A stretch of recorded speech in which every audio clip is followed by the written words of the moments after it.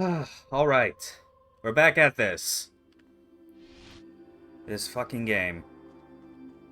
Such a great game, even when it really just repeatedly kicks you in the dick over and over.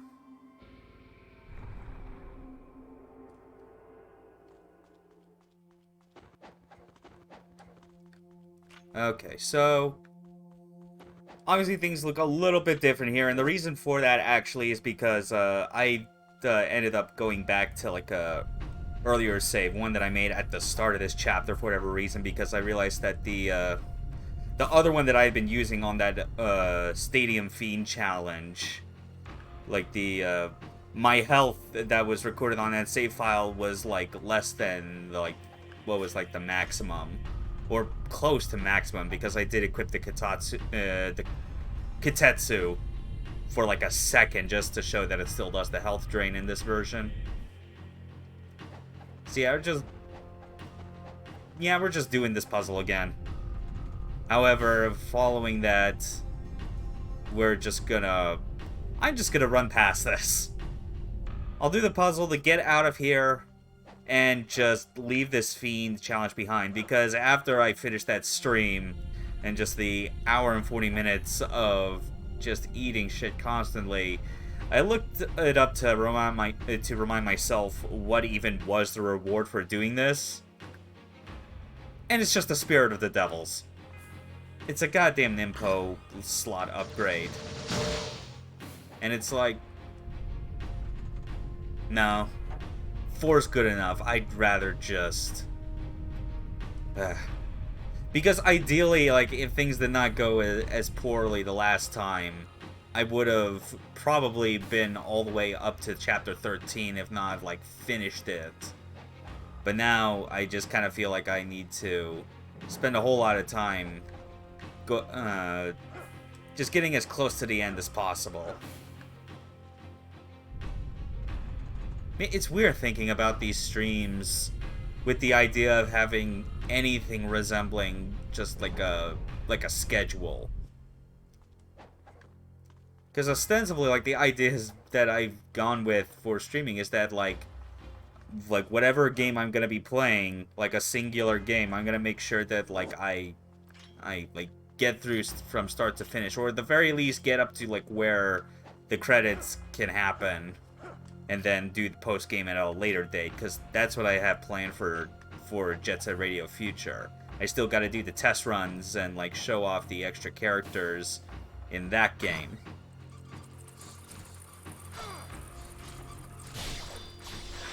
Okay, come on.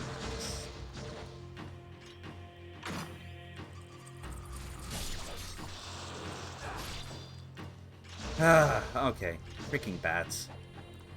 But yeah, so it's like, I think about it like in terms of a schedule, because normally I've been pretty good about being able to actually finish these within the estimated amount of streams that I think it's gonna take.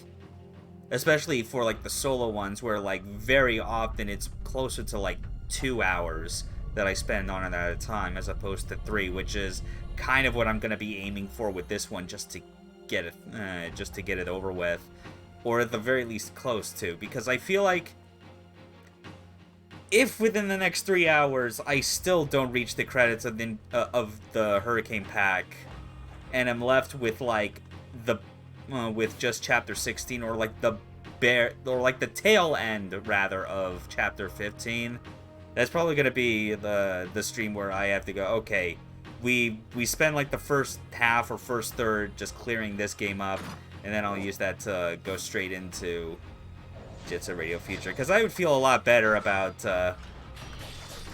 getting like some of these other like these particular games, like on my to-do list, out of the way before next Monday, so I can just kind of better like switch gears for the next game I want to play. It just makes things feel a lot better, I feel like. There's a certain refreshing feeling that you do end up getting when you do just like when it's the start of a new week. Like you've spent your weekend getting like relaxing after everything you've done in like the earlier like throughout the week before that. Kind of losing my train of thought because I am also having to fight all these fiends, but at least they aren't ogres.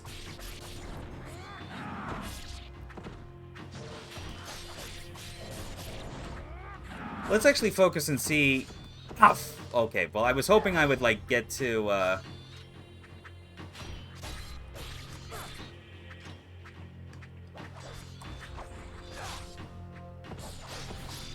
because I want to see how good I can keep chaining intercepts and regular combos to get my hit counter really, really high.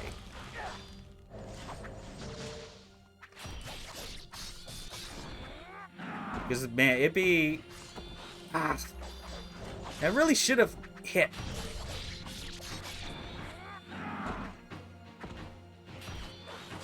Oh, I think that slowdown actually helped me in that regard. At least this game's keeping pretty consistent with when to go for the intercept.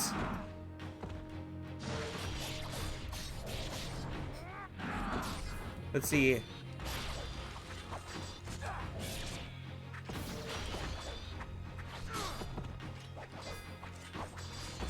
Ah! Okay. 39's not too bad.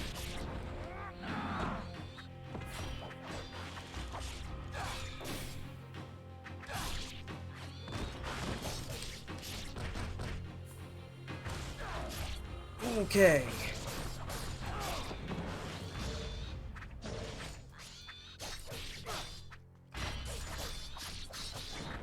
Alright. That's 40.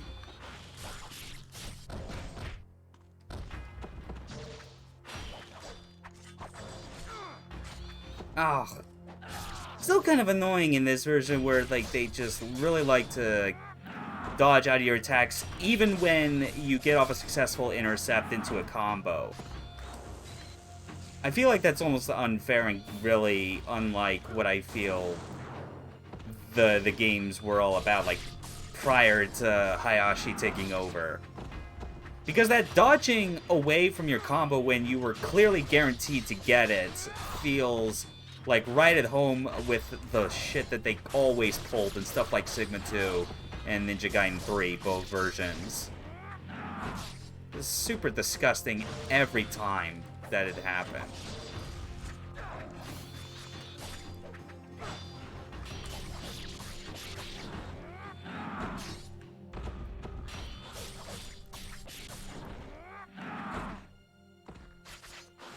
Oh, I couldn't even see that. Ah. Or that.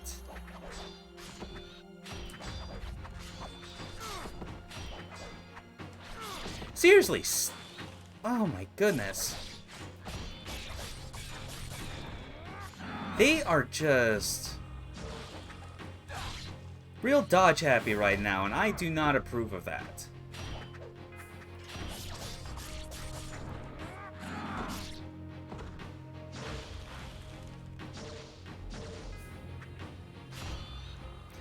You know, we got some time left. I might as well get the intercept requirement for this challenge. We'll do it on this last enemy that spawns. Come on. What you got?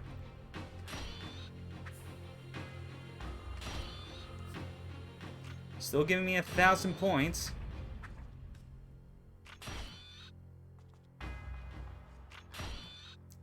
Come on. Come on, am I close to 50? Ow. Fuck you.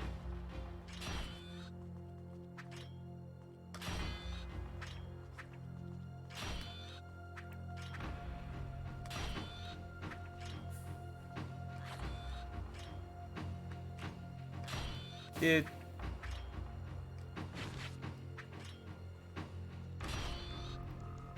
Okay.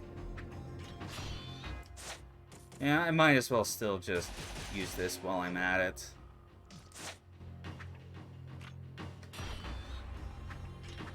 Okay, 2 minutes left. There we go! That's all the points that we can get from intercepts. That's just a full 50,000. Nice, okay. And while we're at it, thank you. That is very much a, an item for these Fiend challenges that is much more appreciated by comparison. Like, 4 Nimpo jewels is just like, that's more than enough. Okay.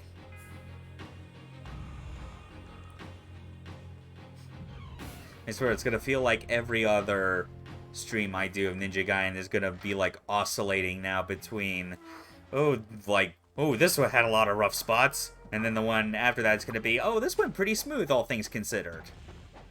And now it's just gonna,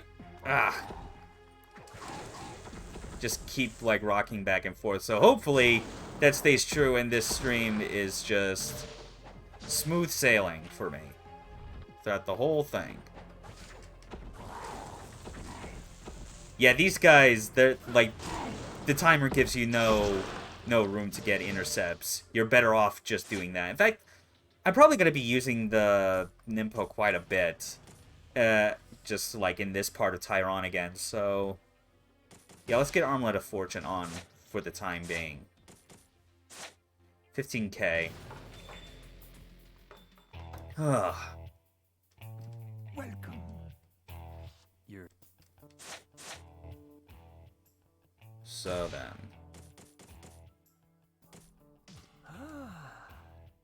Oh, we're at 40 now. And another Jewel of Demon Seal. I still can't even buy an extra Nimpo at this point. Jeez. Huh. You know, an extra talisman may not be such a bad idea. In fact,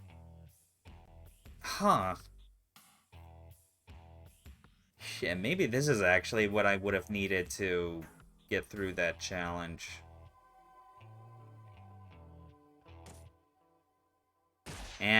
You know what? Screw it. I'm pretty sure there's still, like, a couple chests later where I know I can get a talisman, and I'll do that. I've already decided here and now that I am specifically cutting my losses with that freaking stadium challenge. I know now that it would be, like, less of an issue, rather, to go in there with some talismans on hand. Which is a shame, because that would also require me to, like, not just go all the way back to that underground save statue every time I complete the puzzle. Because that, I think, is my real problem.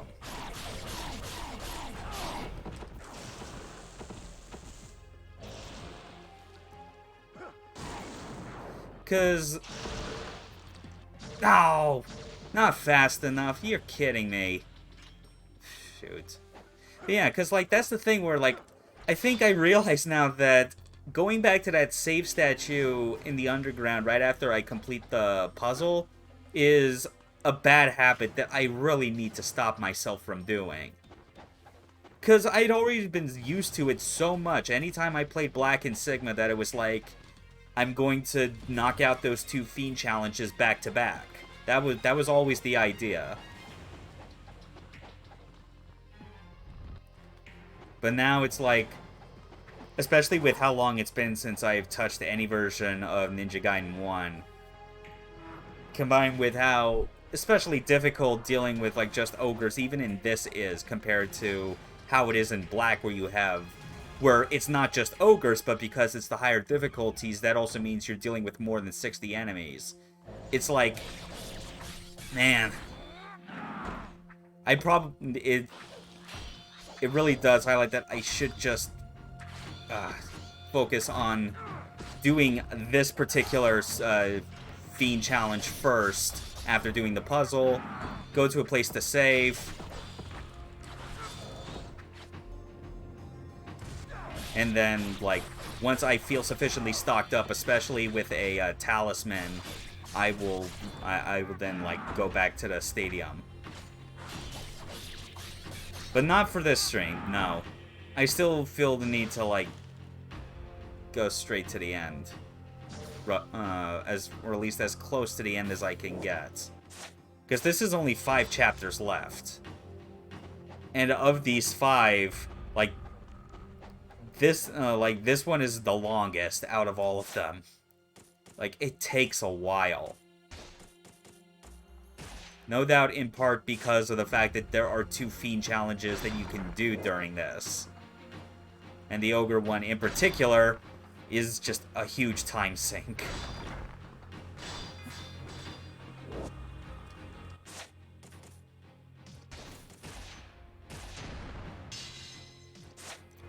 Okay.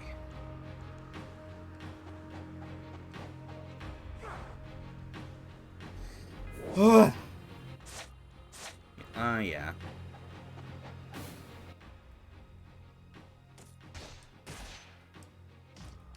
Alright. Yeah. Didn't transition to the water run. That was unfortunate.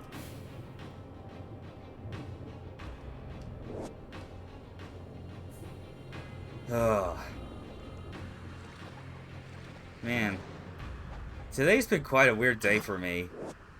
Like, from a personal standpoint. Just because, like, Wednesdays are always the day that I have off from work.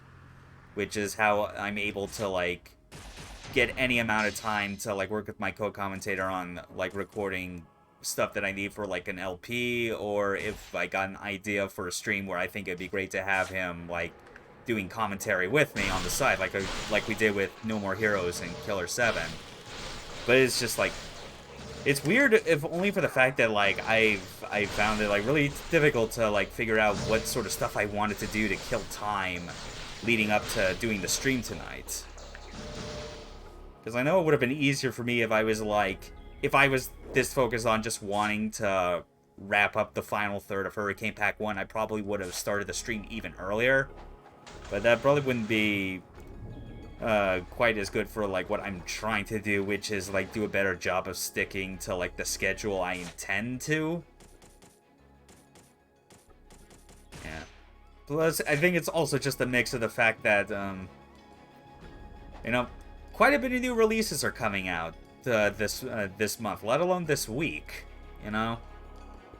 You know, everyone's going on about Strive, especially after, you know, just kind of the 1-week honeymoon of going all in on VF5 Ultimate Showdown before all but ditching it.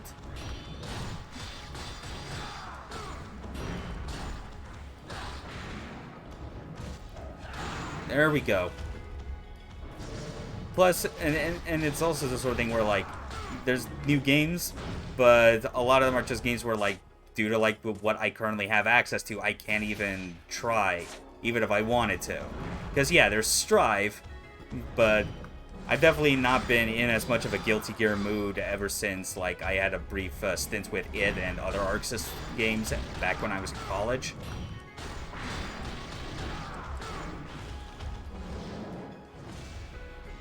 You know, and, like, obviously I would love to be playing VF5 Ultimate Showdown, except I don't have my PS4 at the moment, and it's not like I've ever really been one to want to, like, spend a lot of time playing fighting games online, with or without, like, good netcode. So, and then there's also, like, other miscellaneous things, like the new Ratchet & Clank's coming out, which is, like, I've had that series on the brain for a while, even though, like, I have not really, like, bothered with any of the other main games after A Crack in Time. And there's I guess the elephant in the room, as I'm gonna call it.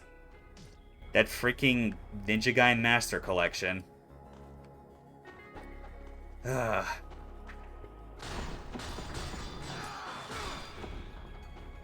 Yeah, I really should not be as surprised anymore after this whenever I see Koei Tecmo's name on a PC port. Because now my expectation is forever set to, like if you think, like, Like, they can find new lows when it comes to really low effort ports of their game to PC, let alone porting them to new systems in a way that, like, shows them any amount of respect.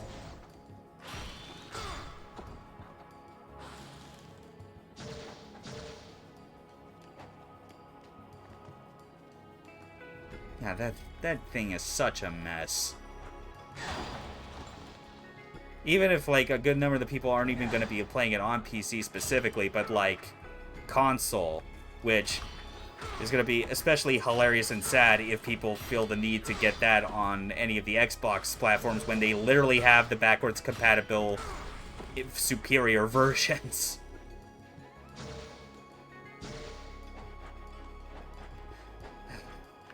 Like, just the...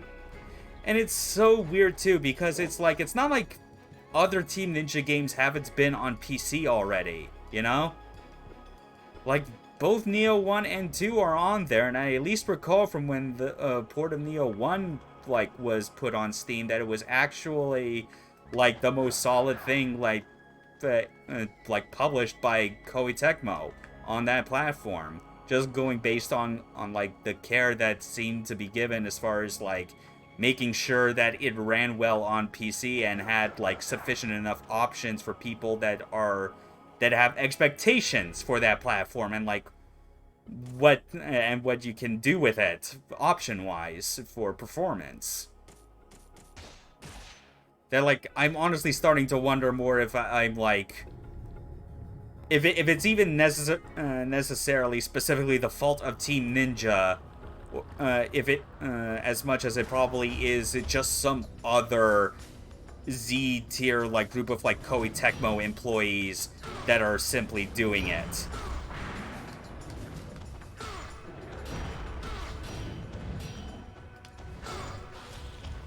Because it's like, I mean, like, either way, it's still not a good outlook, especially because I think it's just that, like, whether it's just one studio or, like, that entire company, they do not have, like, the care or respect for, like, re-releasing any of their old games in a way that, like, like, does any of them justice. Like, it's not just related to Ninja Gaiden itself. I would probably hold the exact same amount of skepticism if Team Ninja decided they somehow wanted to do a collection of, like, their old DOA games. You know?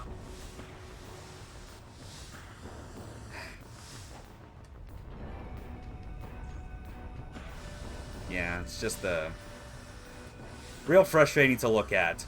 On top of all the other games releasing that, like, that I may or may not have a passing interest in, but cannot play regardless due to not having the platforms necessary or the money. And it's like, God, I can only, like, July cannot come soon enough for me, especially with how much, like, I am really missing all of my old consoles that I've had in storage for almost the entire past year. Like, it's the sort of thing where the closer I get to the release of that the harder it becomes to bear, because you're so close.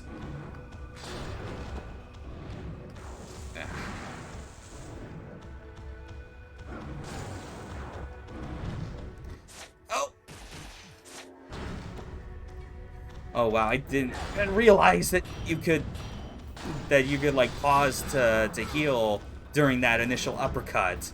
Or that might have been luck.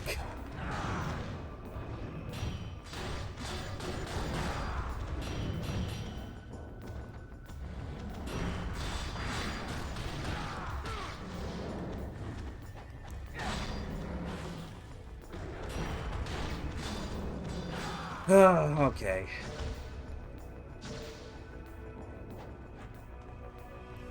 Alright, there we go. More of these things.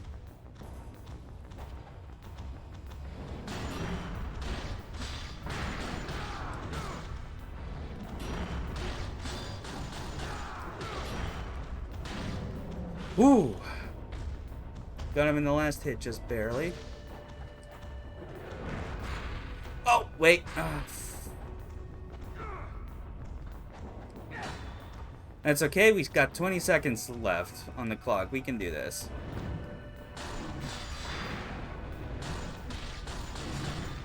What? Ow!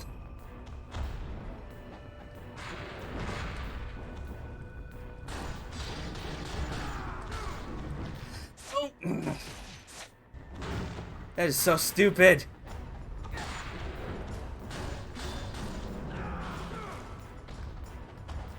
And I still lost the part time. Man.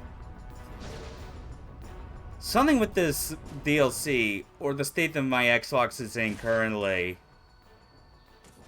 or maybe just like a combination of both. I have no idea, because it's like, man, I am really starting to see just the weirdest behaviors coming out of these freaking ogres.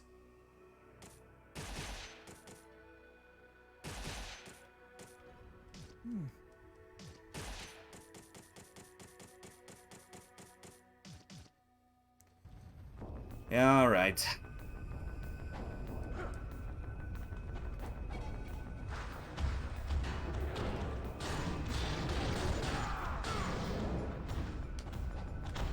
Ah! Your tracking is still disgusting.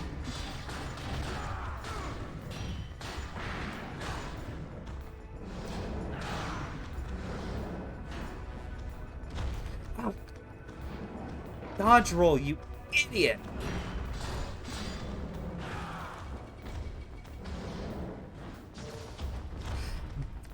Why?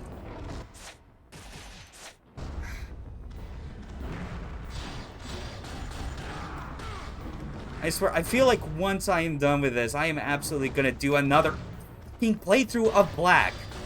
Especially on hard, where like the ogres are present, because I have to confirm for myself. These things are not as bad as I remember them being. There is no way.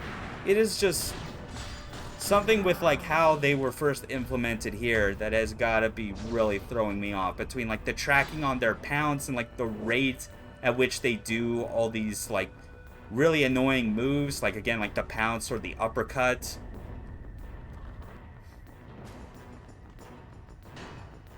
Ugh. I don't know, but then again, I feel like I'm about as much like more interested in wanting my 360 again so I can play some Ninja Gaiden 2 again. That's really the end goal. It still all goes back to the fact that like first weekend of July is when I'm gonna be able to finally get my stuff out of storage and move back up here to where I'm currently at. And then just the amount of things I can play on stream, as well as get ideas to write about on my blog, is just gonna shoot through the roof right now. Because my blog, I pretty much had to put on hiatus for a few months simply because like I kind of ran out of things to find a lot of motivation for writing about. Which is weird because it's like, I mean, I got plenty of games on this OG Xbox. The Xbox is considered retro. That should more than enough count. But, I don't know, there are just things more related to, like, PS2 or N64, things like that, where I feel much more motivated to, like, write some stuff about. What is with my luck this chapter and just, like, missing so many of the part-time for these encounters? I do not get it. Ugh.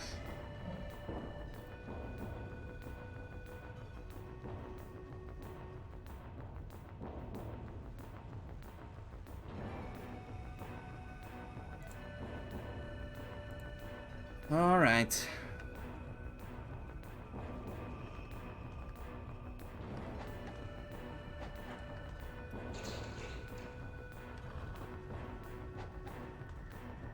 Still, if it's anything, I've not died to anything stupid inside this chapter. Like, on stream, rather, for today. Like, I've gotten into some close situations, admittedly, just here alone because of the ogres. But, again, that's It's just been my consistent problem going back to Hurricane Pack 1 and just kind of realizing that there are certain things about their behavior and implementation that just feel so busted. You know, something that, like, not even, like, the Bast Fiends here feel like they run into that same problem. God. Maybe just all the more reason, then, why Team Ninja should have kept the Intercept. It would have been a... You know, and, like, just carry that over to Black. You carry over so many of the other things on top of making even more smart additional changes that I appreciate. You know, like the doppelganger fights or the extra fights with Nikke and Ishtaros when you go through the game on very hard. And Master Ninja. Okay. Cog of Vigor, symbol of progress. I'll probably want the Davilaro for this. There's only one throw that Jotunfrau has, and it is just the most telegraphed thing ever. Although he does have, like, the icicle summons, which is always annoying when he does that.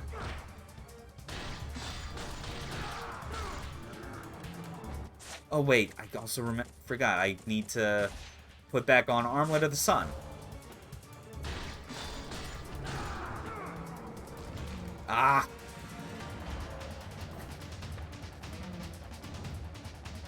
Man, they still knew.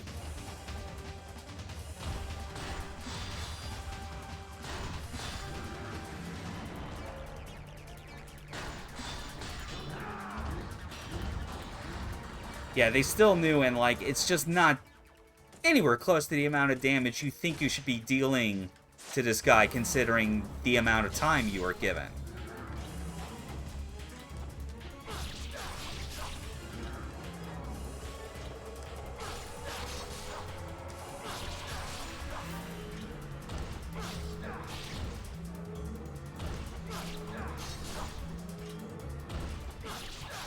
Okay. Yeah, I guess actually this is just spamming that, like, windmill into running slash is a way more practical solution.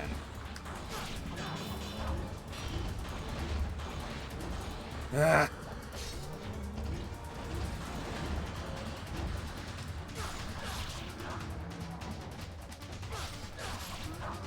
Alright, fine.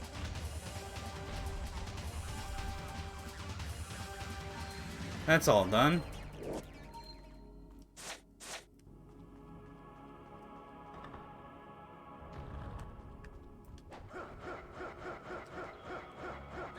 I'm gonna check what that chest has, but I'm pretty sure it's probably like a Jewel of the Demon Seal or something.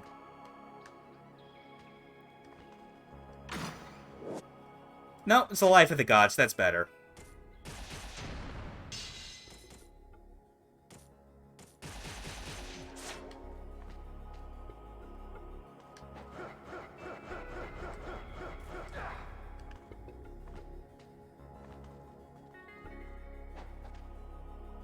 Okay, now then.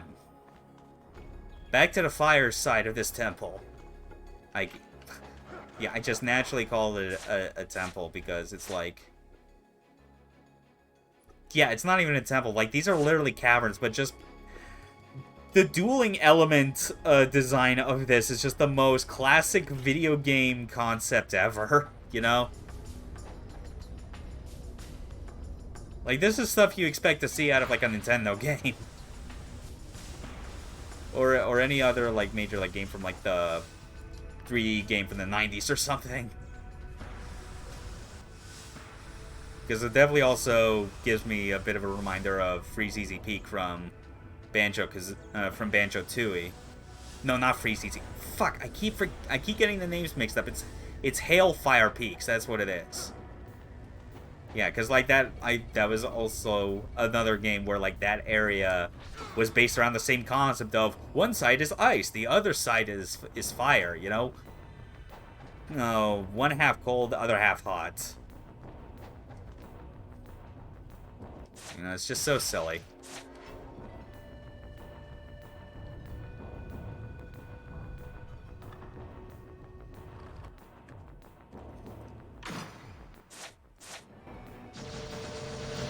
Oh, so much essence. Now then.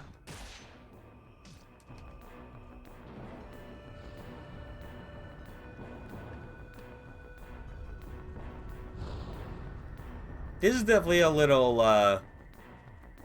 not really a puzzle, but like a navigational challenge that I appreciate being in here, even if it is, like, the way it's set up is obviously meant to, like, play havoc with the camera that you have.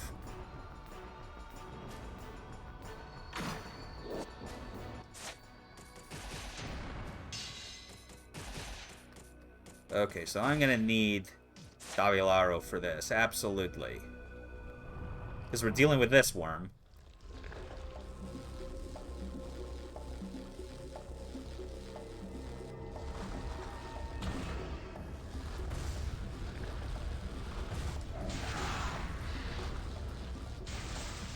Oh, yeah. Oh, God, that's right. They completely swapped it. That, like, it's the electric worm here, whereas in the underground, like, the aqueducts, it was the fire worm. That is so silly.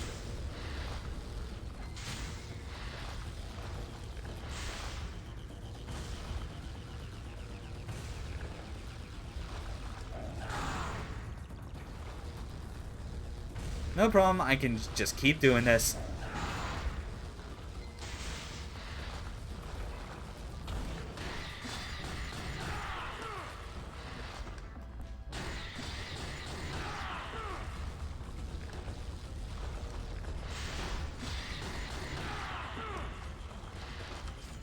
Oh, what?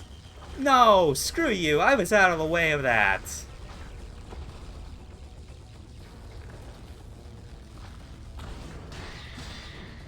Man.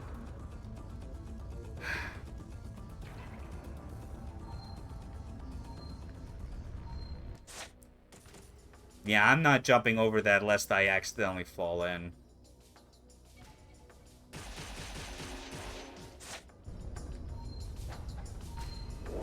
Okay, I didn't fall in, but whatever. The price difference between regular elixirs and great elixirs are not too bad to just because it's like, regular elixirs are so cheap. If you're not needing to use them during combat, or like if you're in a situation where you're low on health and you're not really expecting to do a lot of combat, and you have a whole lot of the regular ones, just use them. It's easier to buy them back in bulk as opposed to wasting a single Great Spirit elixir. Because, yeah, this may refill all your health, but an entire refill from this is not equal to, like, 10 regular elixirs, you know?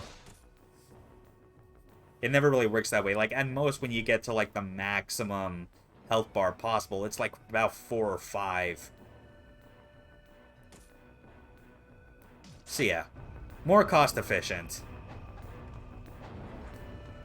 Plus, it's Ninja Gaiden. It's like, there is literally no reason to think that, like, using items should be discouraged. This ain't Devil May Cry. It doesn't need to be like... Fuck. How did that overshoot the gap right there? Okay, come on. Let's not be here all night.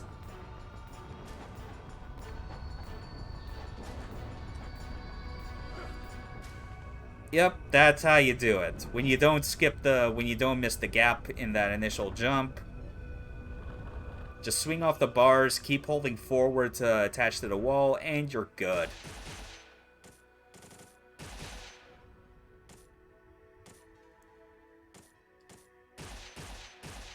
You know, I might as well. Max up on all of these. There's no reason not to.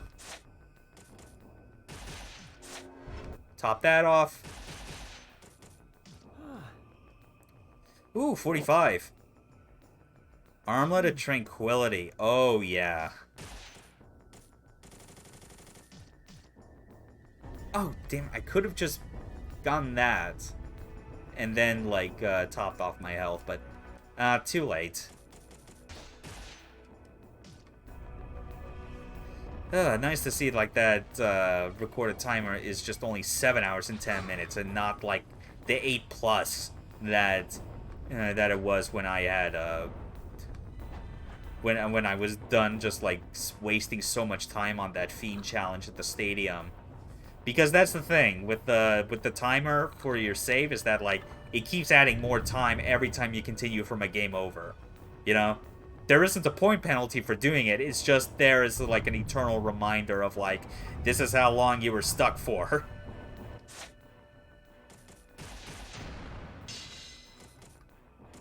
Now, what should I go with? Yeah, I might as well use some arrows. I guess that'd be fine. Dabilaro as well, for good measure.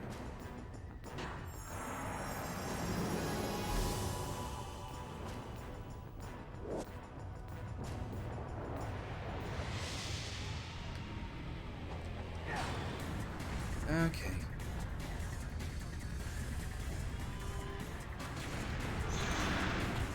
Ah.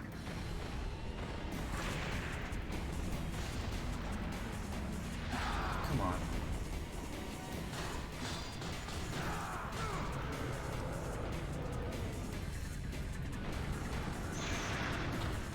Nice. Yep.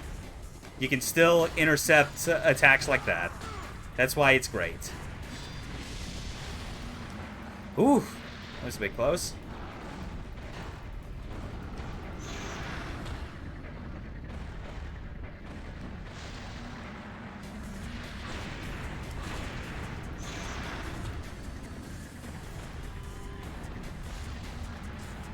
Oh, I thought that was enough to clear the gap. But yeah, explosive arrows seem to be good enough as like a supplement. Even though it's really hard to tell from the feedback if it is actually going to be doing anything.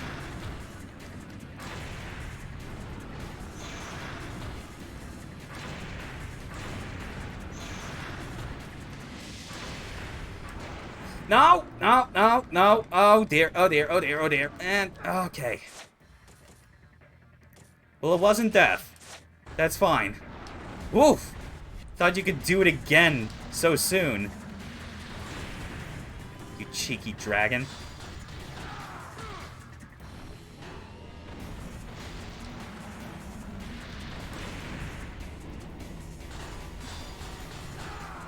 Yeah, I think if he doesn't do anything that, like, keeps, stopping me from dealing damage to him, I should absolutely get the part-time for this fight.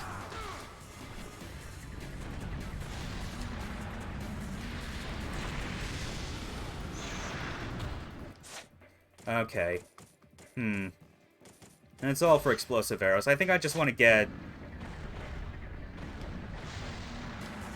Okay, come on. Get your head down here, please.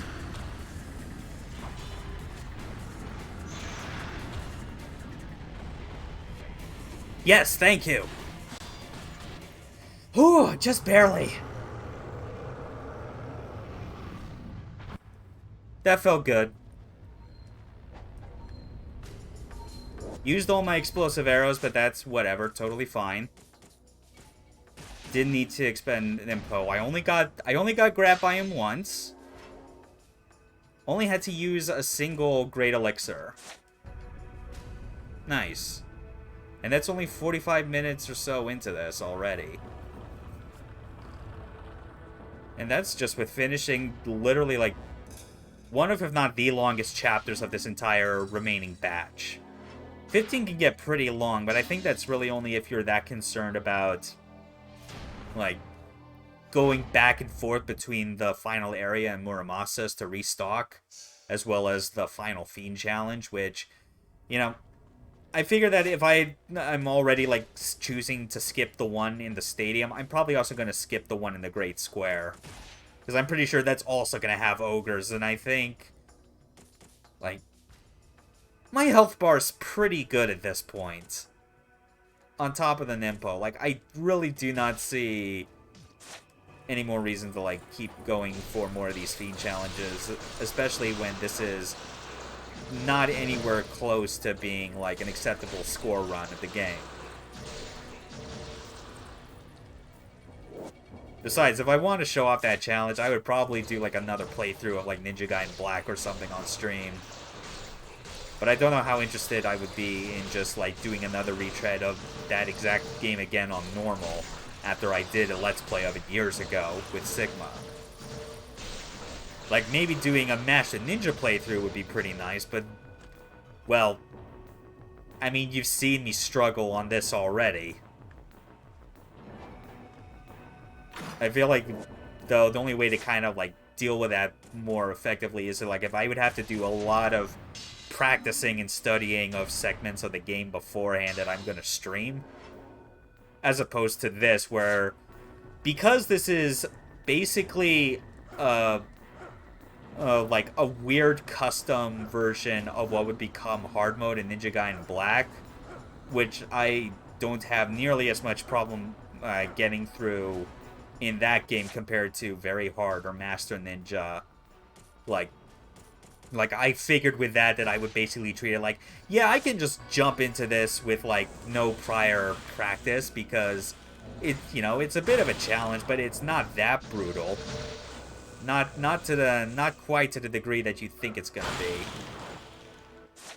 Wait, hold on, what am I doing? I should be chaining UTs this way.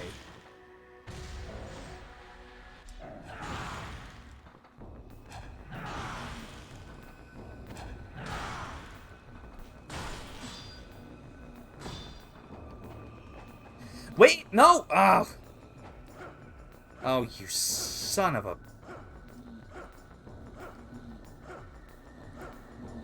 I was trying to redirect my direction, but it was just not...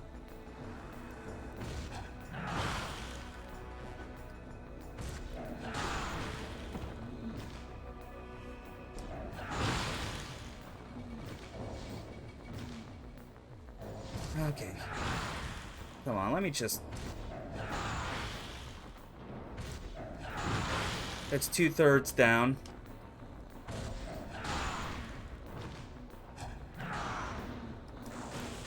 Okay. And just keep using all our Nimpo. We're going back into Tyron anyway, so it's like, if I still don't get all my orbs back, I can at least go back to the prototype Xbox and refill that way.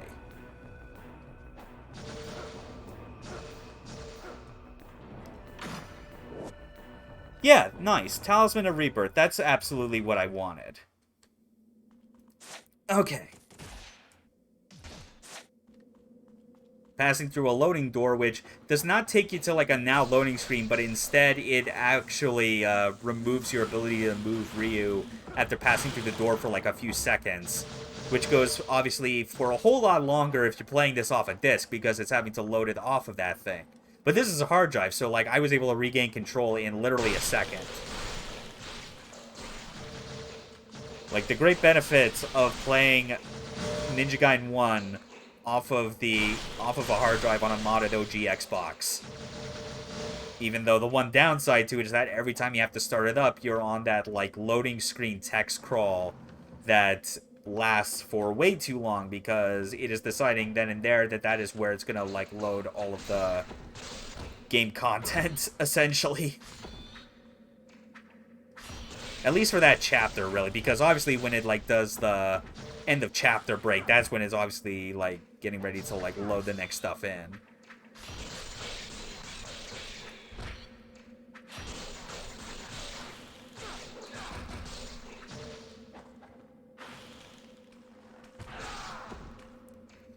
Okay.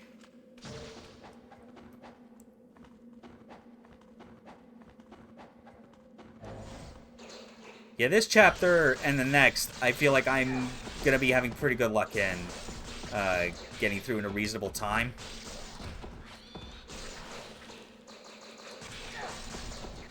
The real tricky part, obviously, is gonna be, like, what happens when I get to chapter 15. Because that is, again, that is another very lengthy time sink to get through.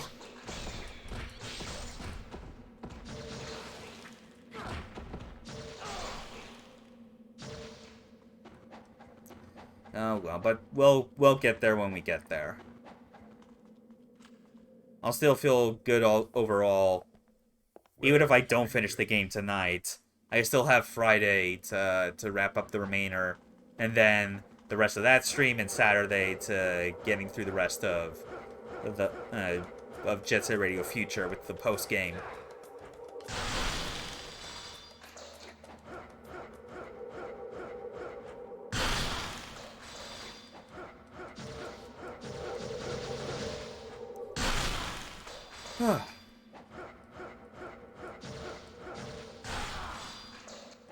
There we go.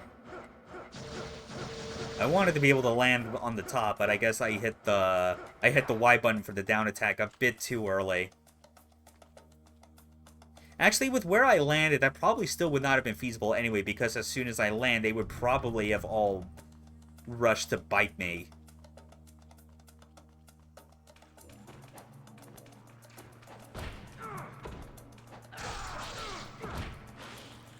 Ah, love that red-hot Iron Brand.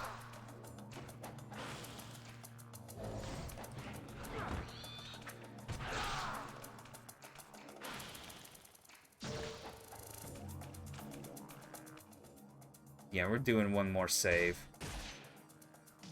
It wouldn't hurt on the way back to the main square. Oh yeah, I've actually not used this lunar for quite a while, even though I had upgraded this thing.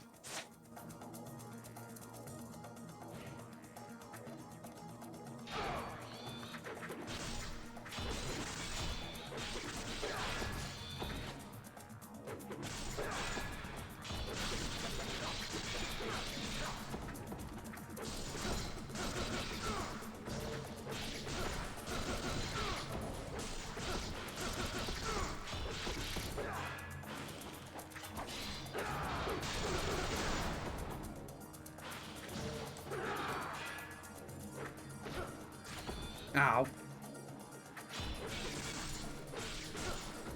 Okay. Sometimes I just want to look at my hit counter even when there's no ranked battle in progress. So I have to keep remembering, oh yeah, I have to hit the white button to turn the counter on and off.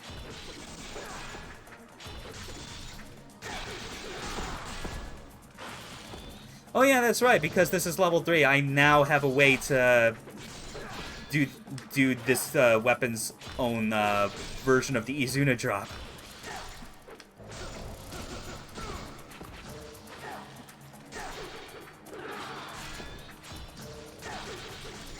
Like so. Yeah.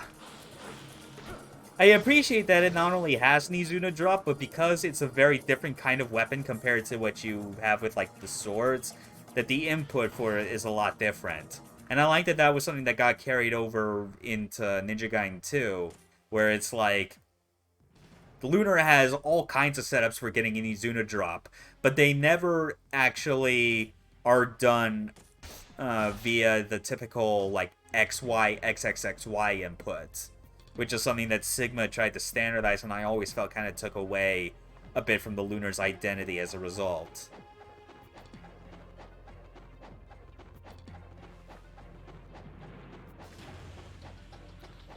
Okay, so here we go.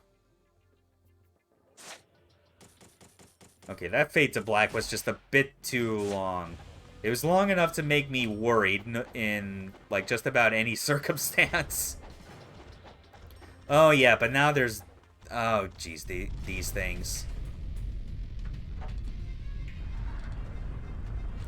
I forget if this one also gives you a talisman or if it's just another Lives of the Thousand Gods. Either way, it's all ogres. Goddamn ogres. It's always them.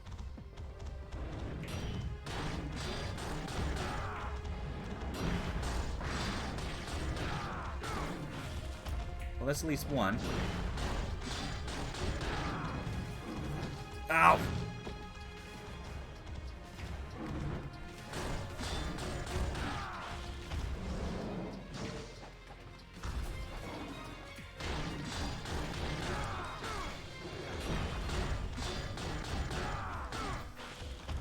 Okay. Yeah, thank God it was just 3. Oh yeah, it is another talisman. Sweet, that makes 2. I'm fine with that. Really would have been nice if I had actually gotten 2 talismans by the time that I was ready to face the stadium challenge. Lord knows that would have been so helpful.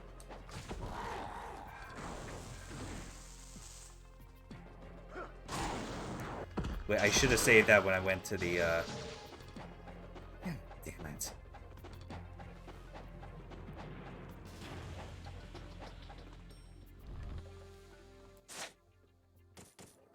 Yeah, because the real annoying things about these fiends every time is that they always rush you, but they always have like a high propensity for doing their grab, which is just so difficult to always predict when it happens.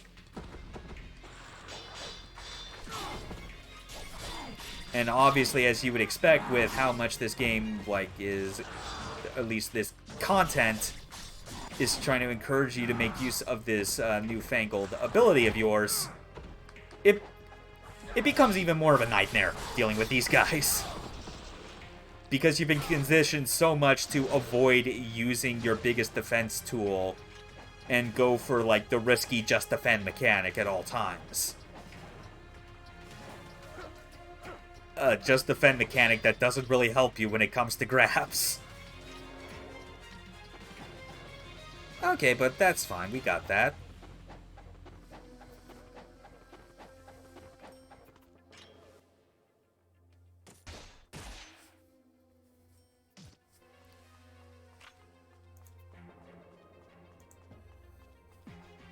Alright, now we gotta get ourselves over to the Hayabusa village again. Get our true dragon sword. The best sword. Run past everything if we can help it.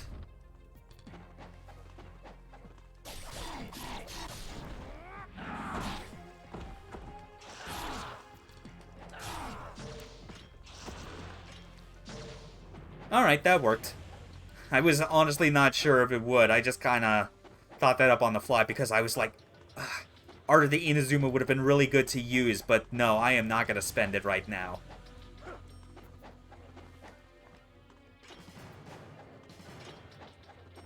Oh good, there isn't any up here. Take my time going straight to the fountain, or not fountain, a statue. Well, it's a statue that looks like it could be part of a fountain, but whatever. Let's just place these fucking tablet pieces here.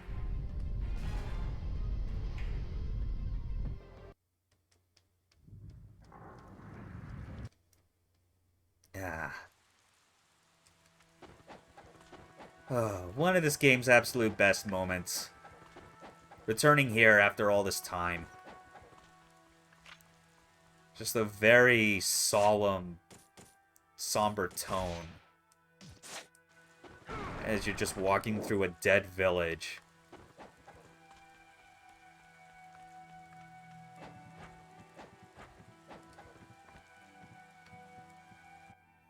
Okay, is there anything I could get from here?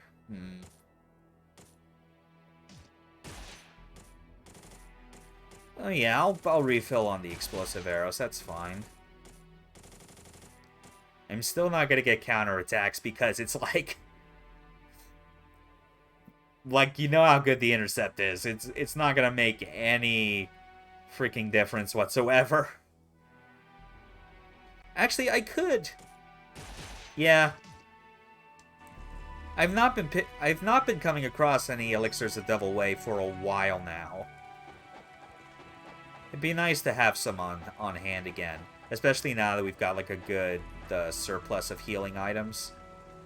I think that's all good.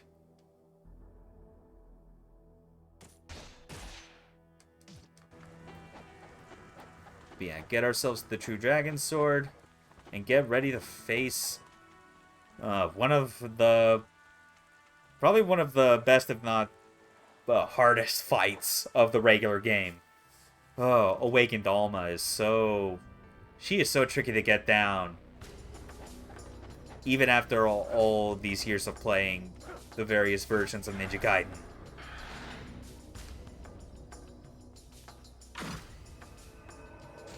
Now, Should have remembered. Keep the Vigorian flails handy for this.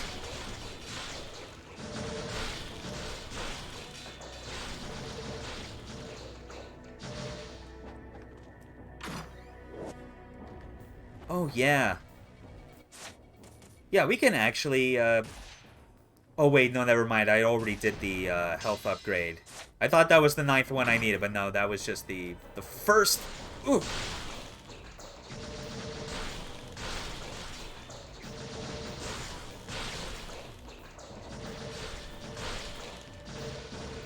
There we go. And another Life of the Gods. Okay, now we can go back to the True Dragon Sword.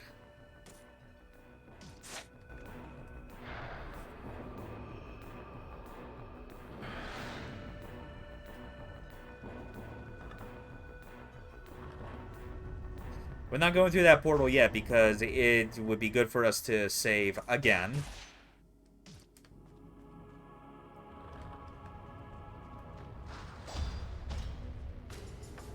Wait, why is it not? Oh.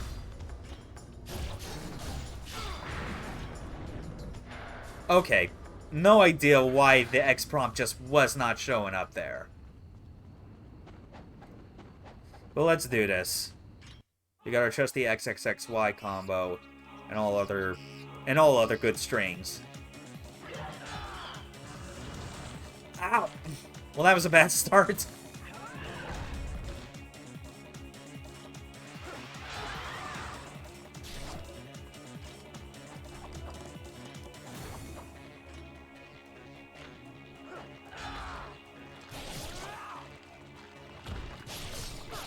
Oh, yeah.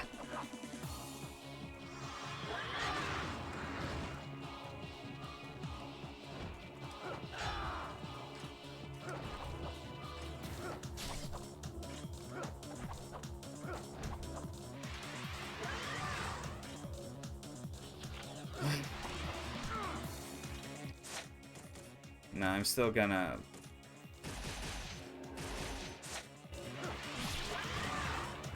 try and focus on survival as much as possible because I've really not been good at, like, finding a consistent strategy to kill her during the part time that's, like, allotted to you. Oh, shit. Alright, fine, a great elixir.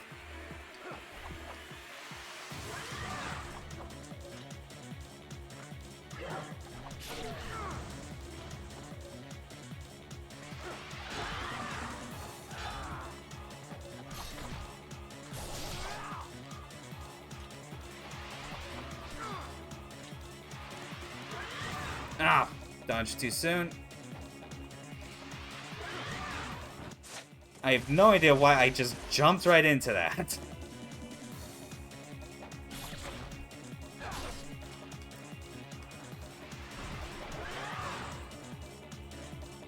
Okay.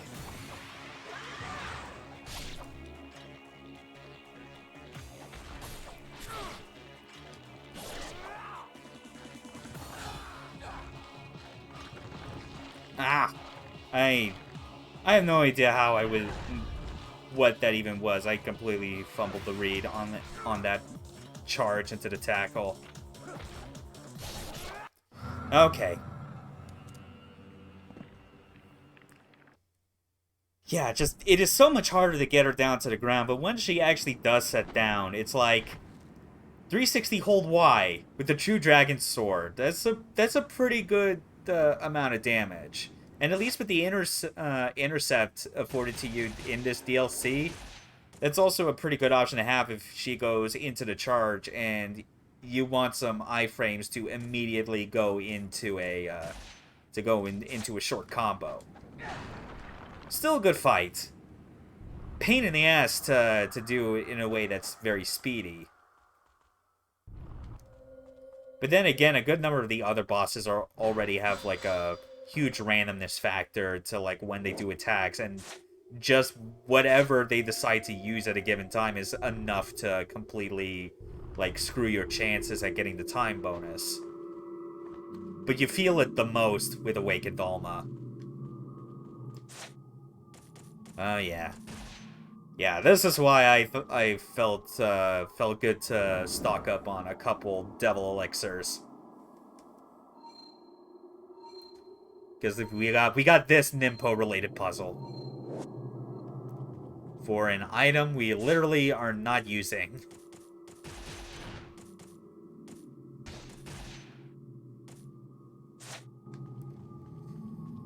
Okay. Now for these bugs. Oh, sweet, a great elixir.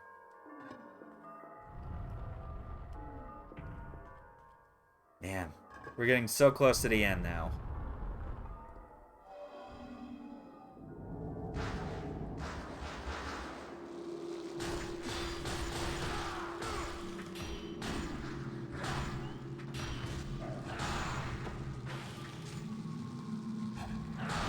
Okay.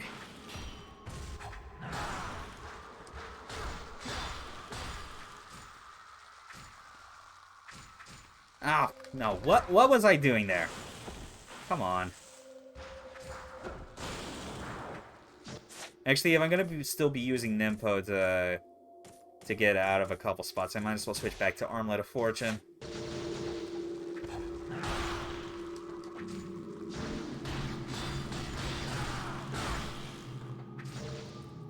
No, get off.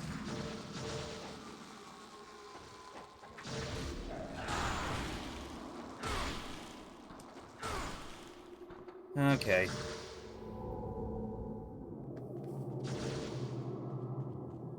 Not the most ideal, but whatever.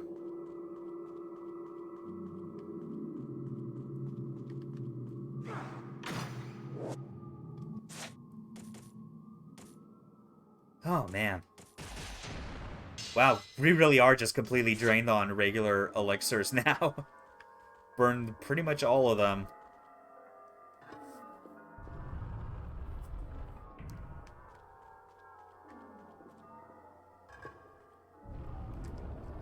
Okay. Now this fight. Again.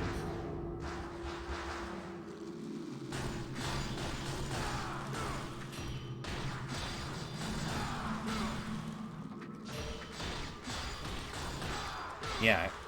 Literally the exact same, to the point where they just decide for whatever reason not to time you. Even though, like, the way it's set up makes you think that, like, it's a required one. So, like, I feel like they should have reset the timer for this one. There's no way to go out of bounds and, like, invalidate the whole fight, so... I don't know, it was a weird decision. I can't remember if this was something that was only specifically just for Hurricane Pack 1, and they decided to fix that when they did Black. That might have been it. I don't know.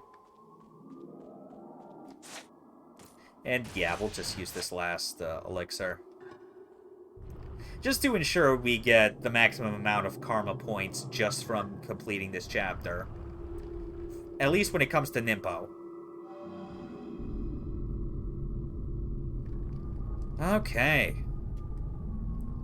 Sweet, we got 3 chapters left now. Awesome.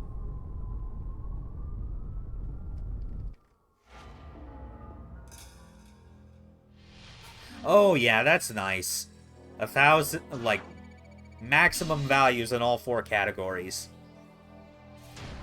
Yet somehow greater ninja. I guess they expected me to do the... I guess they expected me to do that Final Fiend challenge, the one in the Great Square, but, like, no, I'm done.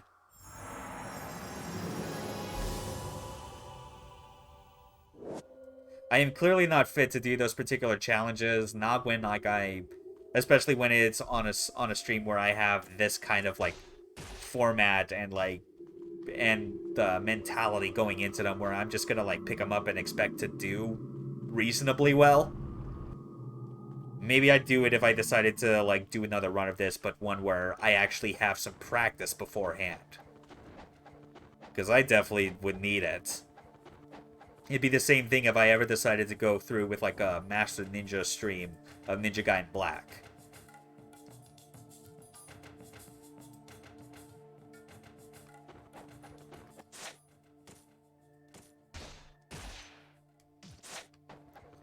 Okay. We'll be chasing after that fella soon enough.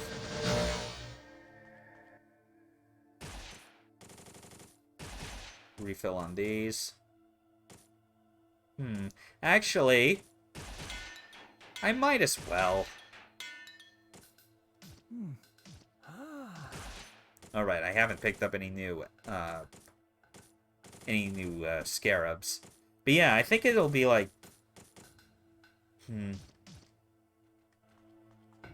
I might as well just dump all the remaining money that I'm earning at this point into the Unlabor Flawlessness just for the heck of it.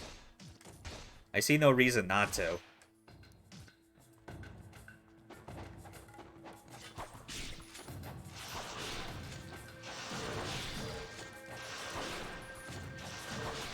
Okay.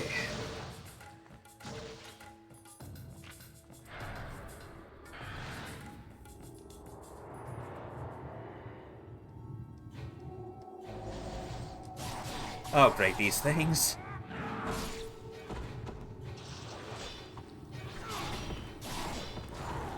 Ow. Oh, yeah. One of the greatest UTs ever conceived. And they went even more ham with it by the time they got to Ninja Gaiden 2.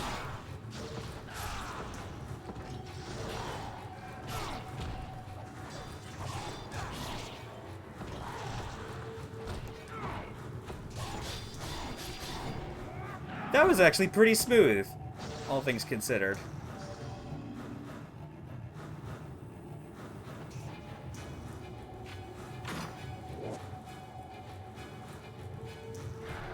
Okay, now we can continue. Gonna put away this flail, the sword for now, rather, and just get out the flail.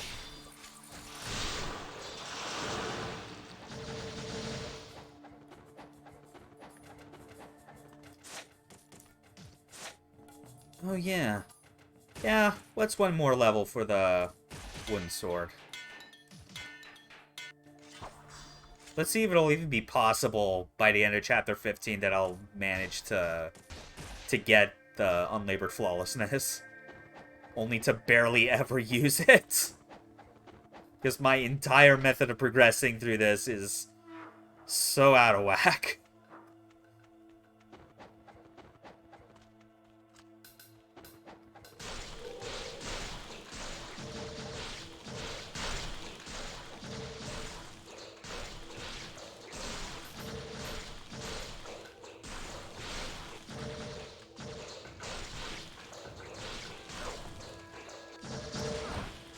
Oh, no, I did not want to do that move. Why did you?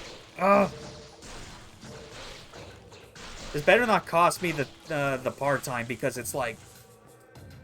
They're, like, it doesn't just stop at, like, 30 ghost fish. I'm pretty sure it's, like, 40-something. 45, I think it is. 46. Yeah, 46. It's definitely one of the larger amounts of ghost fish that you fight at any given moment. It's ridiculous.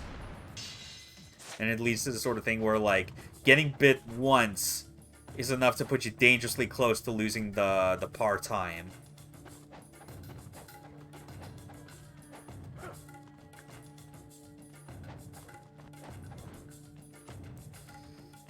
Alright, grab whatever's up here.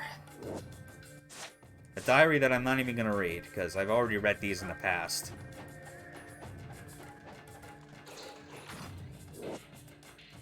Oh. An elixir of Devil Way. Don't mind if I do.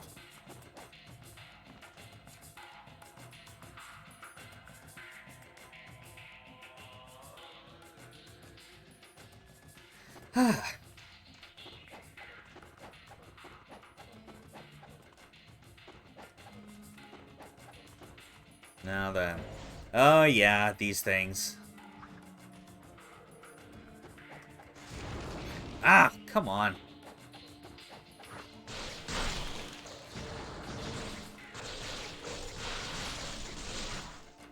Oh.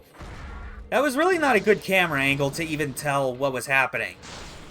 Ah!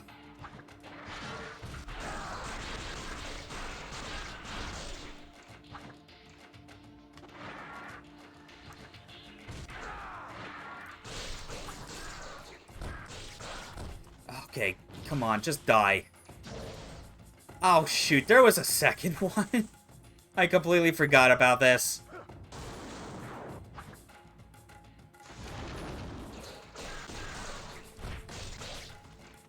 Oh. Well, that was kind of bad.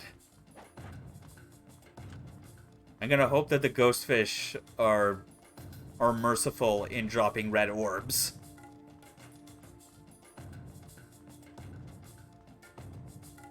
Well, I only got one double elixir, and I'd rather not just go chugging it right away if I can help it.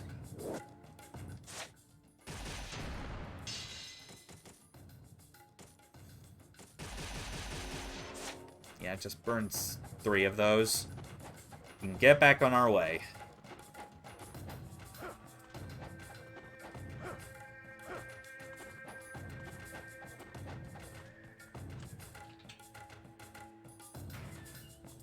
Ah.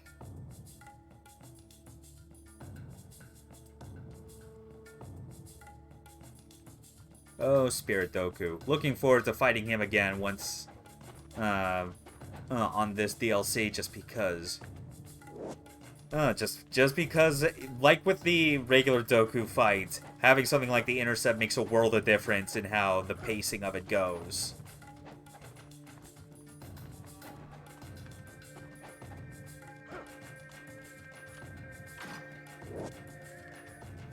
Sweet, and that tops me off on great elixirs. That's cool. Wait, hold on, I forget. There wasn't a... Right, there isn't another save statue here or anything. I am very much at the mercy of this game's lack of checkpoints. Embrace the hard manual save system.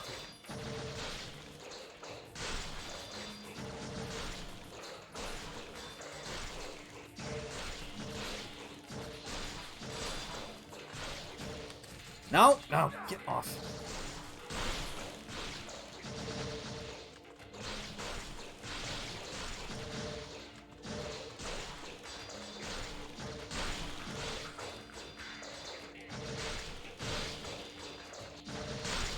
Oh yeah, this is another 40 plus.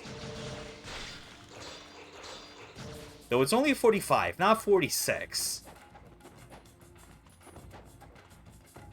Very minor difference. Very minor.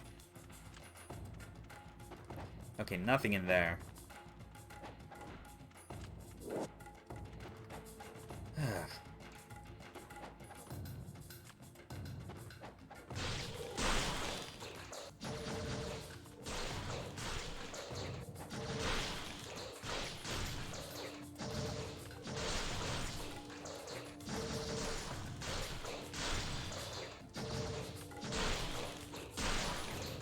Keep focused. Come on.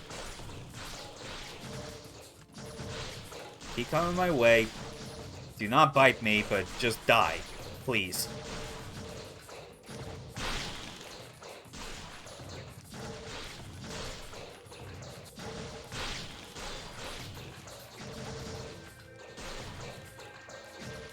Oh.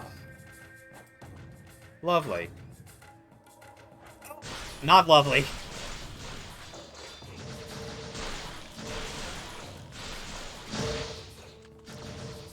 Everything was Ghostfish.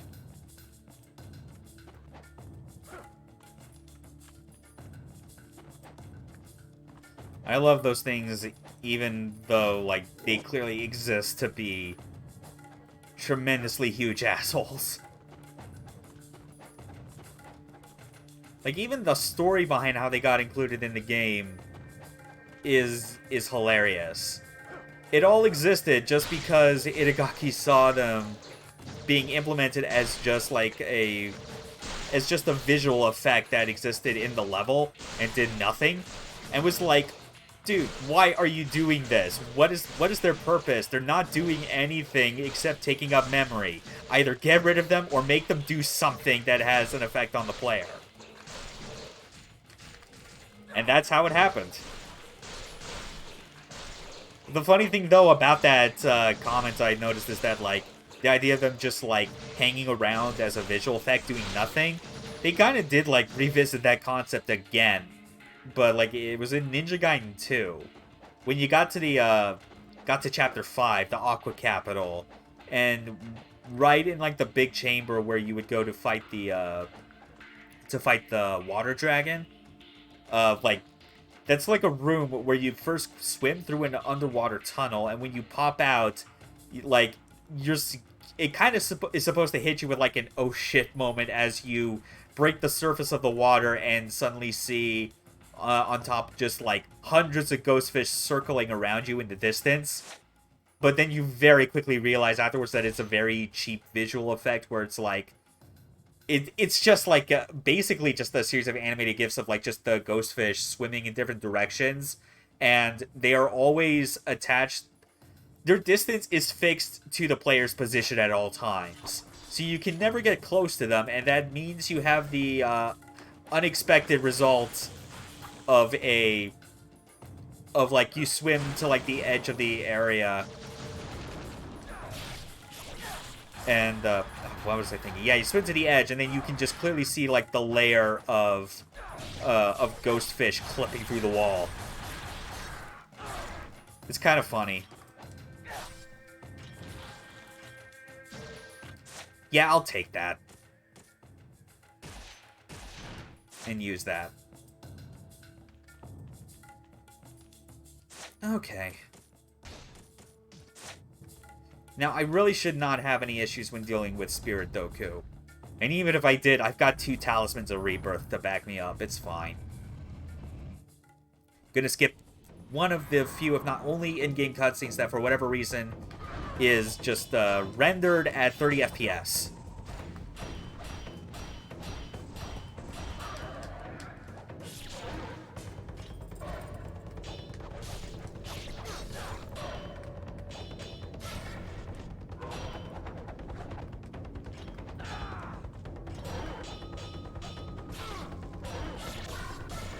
There we go.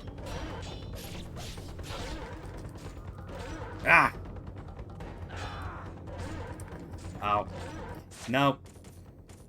And I'm not gonna let you make me waste the talisman on you.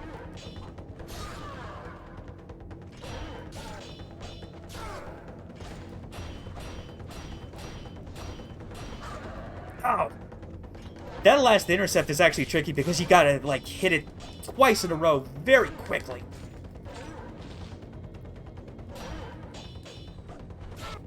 Yeah! Alright. Only 1 great elixir on that. That's good. Yeah, just intercept makes both versions of Doku such a chump. But it's fun, though. I can't deny that. Okay, here we are. The last of the huge chapters of this entire game.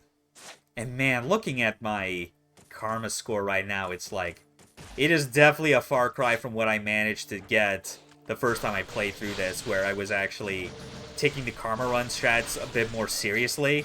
And I was able to get up to, like, I was able to break, like, 30 million by the end. Which I thought was, like, I felt pretty proud about that, because it was, like, for context, like, the community held leaderboards for Karma Run scores across the various versions of Ninja Gaiden.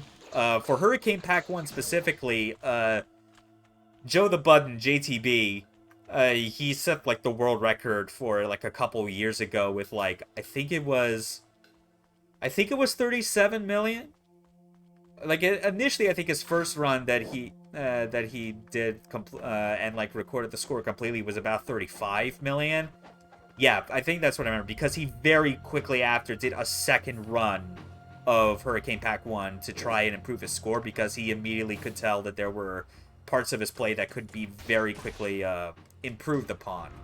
So I was like, you know, only being 7 million behind, like, the #1 record holder of this DLC that most people can't even play legitimately is, like, kind of commendable. But then again, I'm pretty sure that's made a bit less impressive when you take into account that I'm using a save file that wasn't even my own to begin with. Whereas JTB, I'm pretty sure, like, Like, his save file was straight up his own, like, in his name.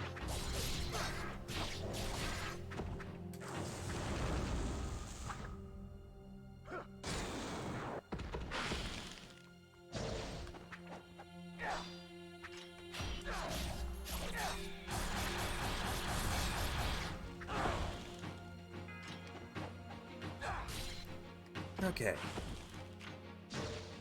Nice, just in time.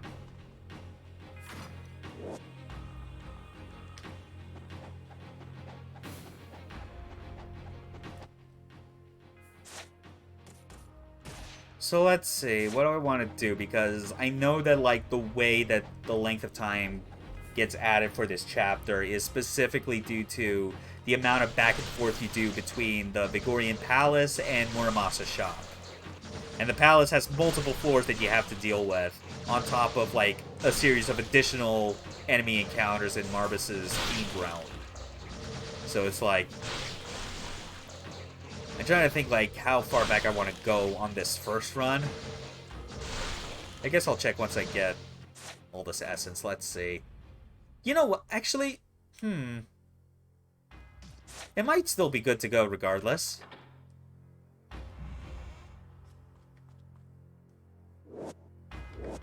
There we go. We got the key into the palace, but I might as well...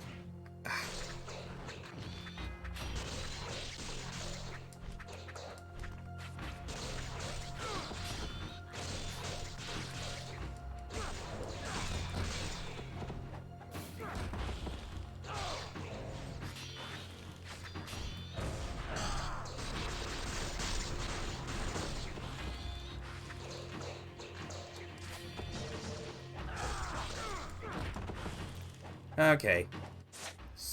Yeah. I can at least go back to Muramasa's and, like, get one upgrade. One more upgrade to the wooden sword, and I could probably top off on any healing items, as well as just get some extra devil elixirs. Because Lord knows I'll still have some use for Nimpo right up to the very end.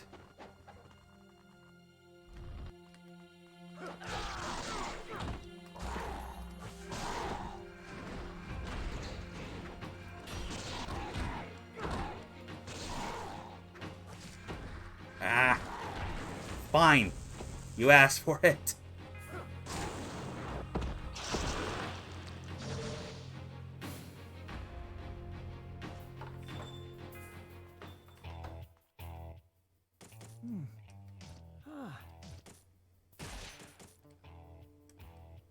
Oh. Yeah, I'm probably not gonna bother going straight for on labor flawlessness at this point. Not quite worth it.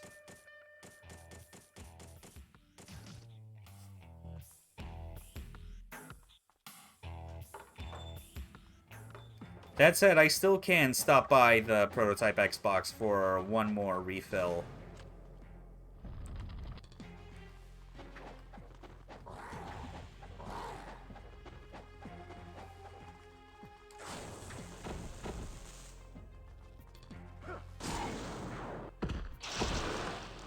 Okay.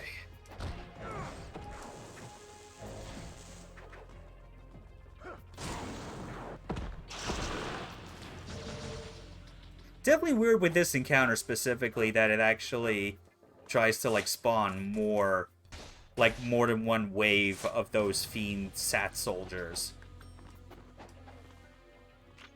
Because, like, all the other times that you face them, it's always just a single group.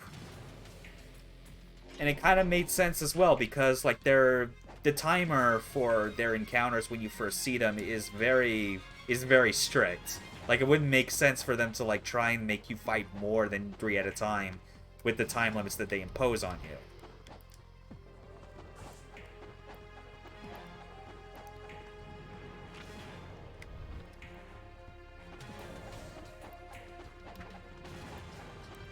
Alright, just skipping past all you people.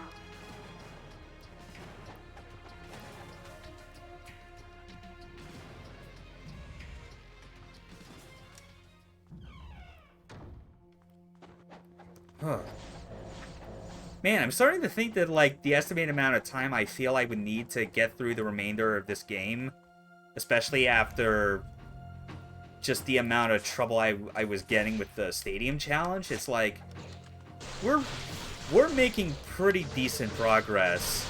Admittedly, with, like, some optional stuff being left to the wayside, being, 2 of the Fiend challenges that are left. The one in the Stadium and the one in the Great Square. But it's like, this might not even, like, once I'm done with it, it might not even be, like, close to a 3-hour stream. Probably closer to around 2. Which, hey, works for me. That gives me more time on the weekend to just dedicate to streaming the post-game of Jet Set Radio Future. Bring back the web radio station as well. Because that is definitely, I think, on and off of a stream, that is definitely like my new preferred way of playing through Future. For as much as like that game soundtrack does have some good tunes, it's like, it's just not as like consistently high in quality, I feel, compared to the original. And some of the songs that just like don't really gel with me really stick out sorely, you know? Like, I already don't like Birthday Cake. I think that makes enough sense. And Aisle 10 is just real whack in a lot of ways, but it's at least more listenable because it doesn't feel like the music equivalents of, like, of power tools being drilled into your ear holes. Okay. First of these challenges.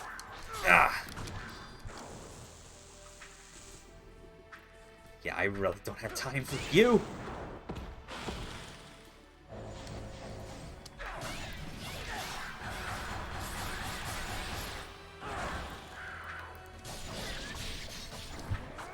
Okay.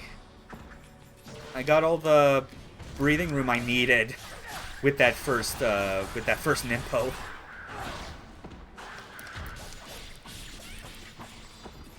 Nice. I'll take that.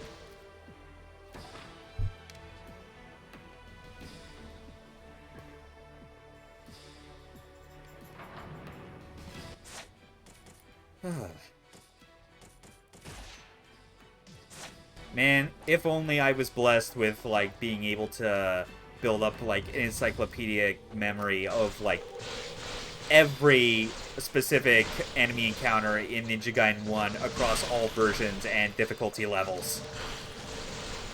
So that I would not be going into them half the time wondering, okay, I wonder what's gonna happen here. Oh, it's these enemies. I thought wrong. Shoot.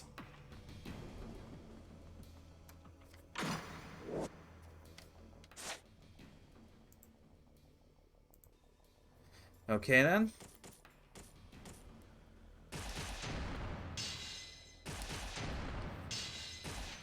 Okay.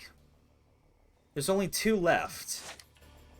I'm pretty sure they're in this palace. If not, it's whatever. I don't think it's really gonna make much of a difference either way. Okay, round 2. What you got? Oh, these things, yeah.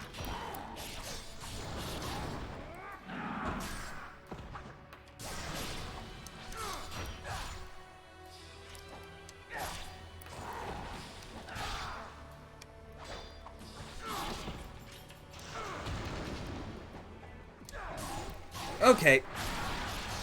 So far, so good.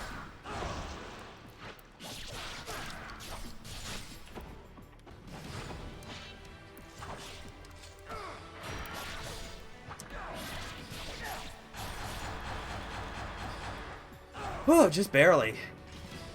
Unless, wait, no, there was one more. Oh, God. That grab is so hard to see coming.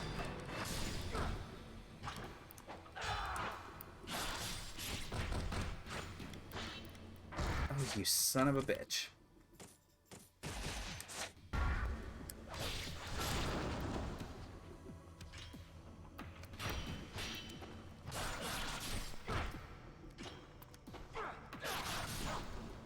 Oh my goodness. This is the real downside of, like, having to deal with, like, late game enemies like those, is how it's, like, because they show up right near the tail end. When you spend so much time just focusing on playing the main campaign and not even, like, the mission mode, you do get into a bad habit where it's, like, you just don't build up as much of a memory on how best to deal with them because they're not anywhere in the, like, the middle or even beginning of the game. They're during a part where it's like where because at the end of the game, your brain is obviously retaining a lot less important info about that on, like, a gameplay and design level.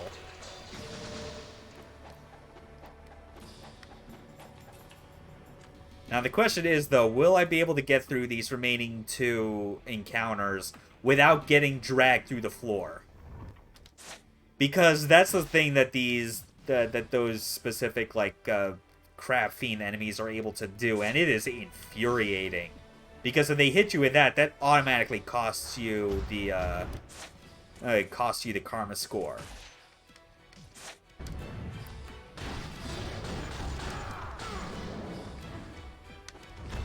Oh, why? I am going to curse you assholes until the day I die.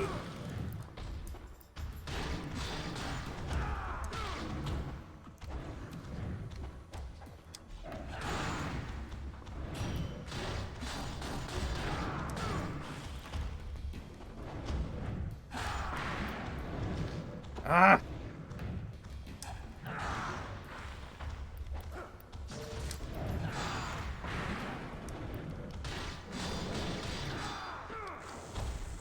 Oh, what was I doing?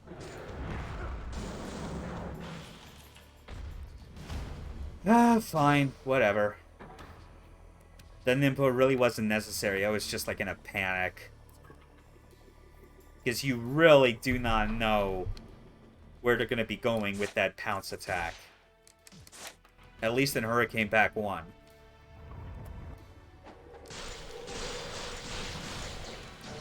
Wait, I just noticed, like, the timer starts going when you're still in the door transitioning animation. It's like, in order to, like, guarantee the best time, it's like, you basically have to skip that scene.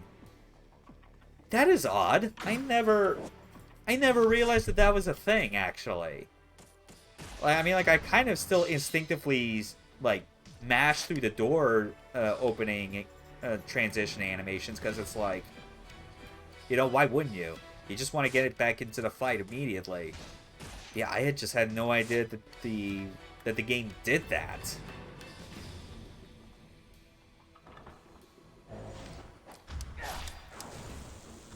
Yeah. Yeah, this is the room where it's like, they decide to go on the ground, they're absolutely gonna, like, just ruin you for it. Ugh! Every time!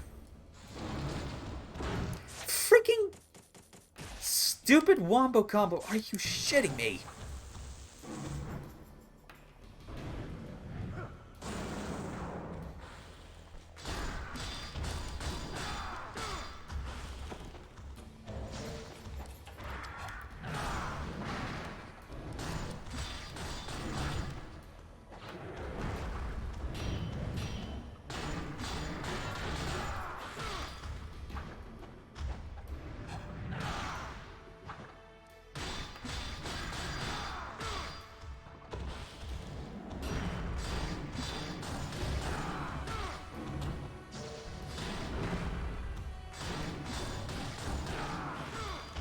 There. Ugh. Okay, they didn't go underground, which... I'm actually starting to second-guess myself again whether or not they even had that idea for them in the vanilla game, or if that was like an inclusion to black. I don't know anymore. My mind just keeps getting hazy at the old age of 27.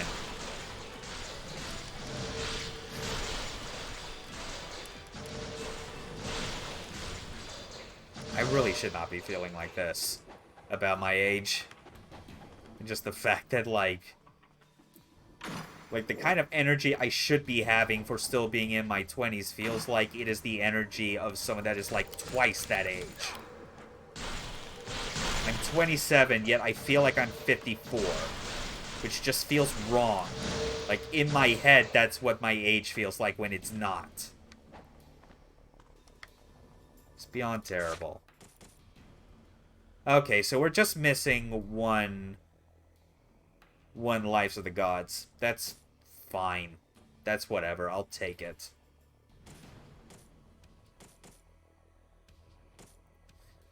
Okay, so... what do I want to go in with? True Dragon Sword, obviously. Still keep the Windmill Shuriken.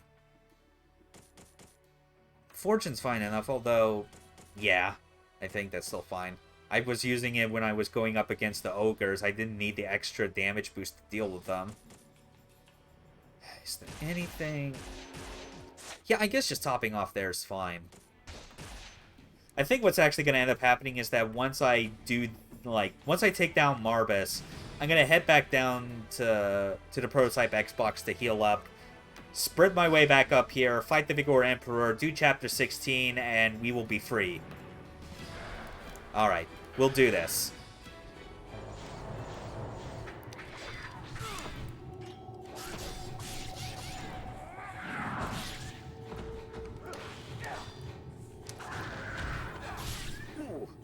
Oh, 3 decapitations at once.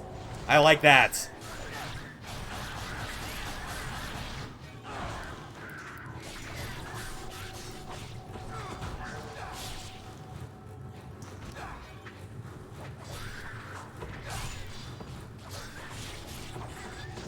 Nice. That went well. Okay, time for another rematch, the final one with the Hydroculus. The living tentacle trash can.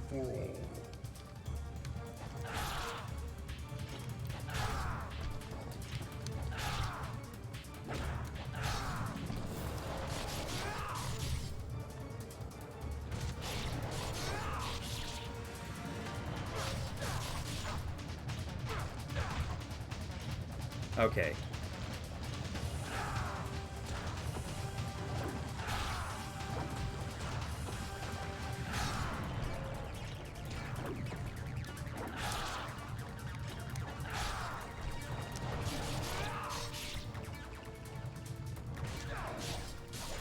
Okay, just keep chaining these UTs.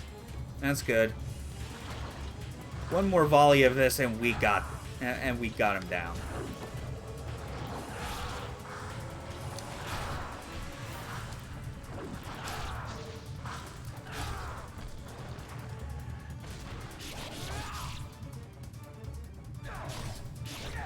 There we go. All right. Looks sick as hell.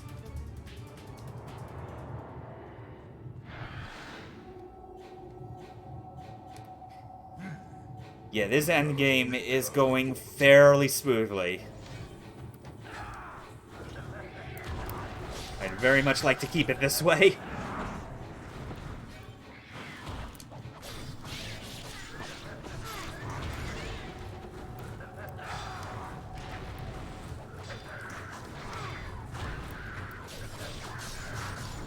Okay. Might be a bit tricky, though. At least at this part.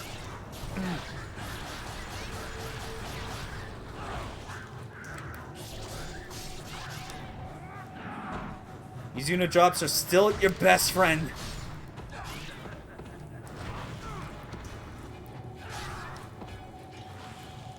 Guillotine throws as well, even though you don't think to do them as much just because, like, the input for doing them in the vanilla game sounds so terrible. And you're so much more used to how it is in every other game, which is you press X and A.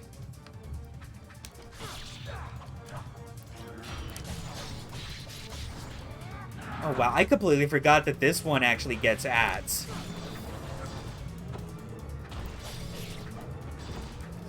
Oh! Ah! I really did not want to use this right there, but... But hey, a free Nimpo refill. I guess that's what I needed, actually, because I just want to...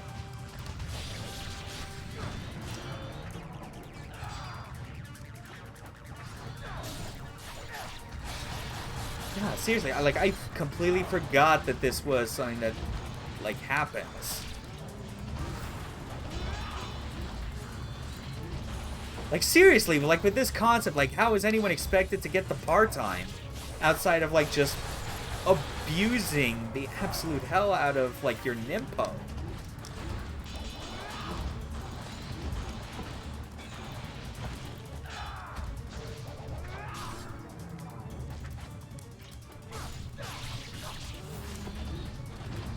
Ah.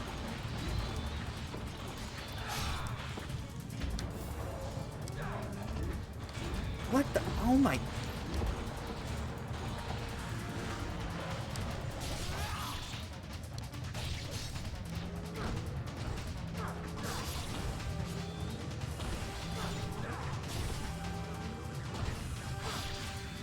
Oh my god. Oh man, I am losing it inside. Just like the way that this whole fight is set up.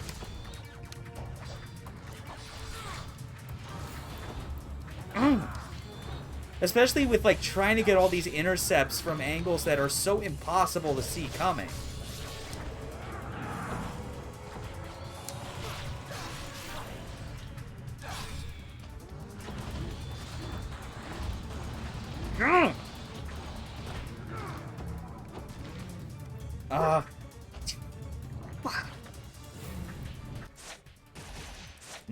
Not fun at all. What juggled me there?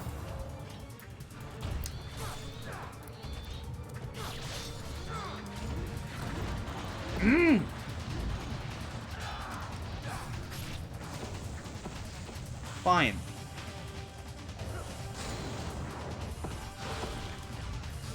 Is there seriously no end to these spawns?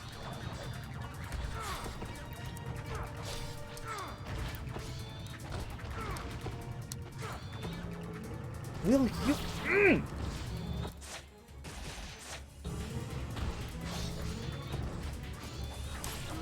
Oh.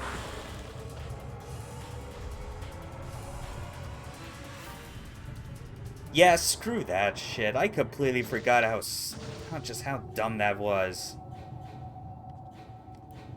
Like, ads is one thing, but the fact that they just decided to, like, spawn them in and have them be there at all times as opposed to the sort of staggered, like, intervals that they went with from Ninja Gaiden Black onward. It's time for me to take you on personally. It's like a worse version of Masakato.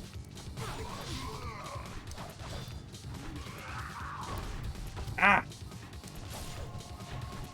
Barely hear the audio cue.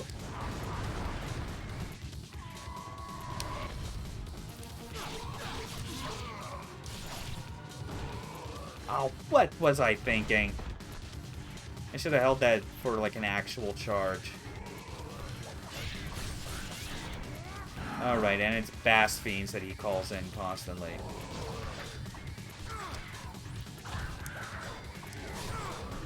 Ugh, please stop. I am so much more used to you just summoning imps for this fight.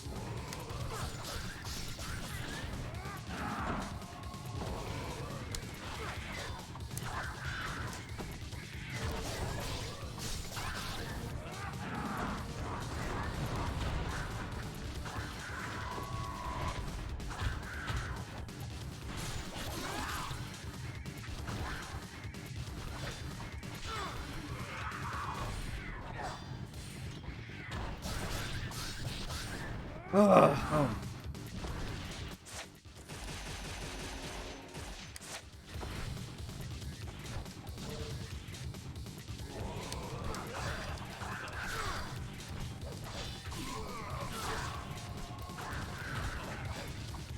How's that?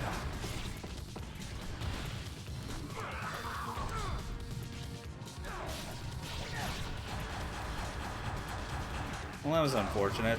timing, I guess.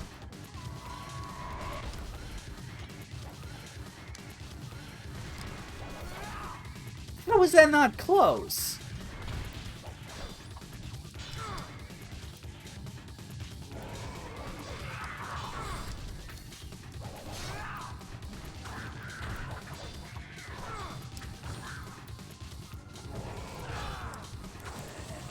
Ugh.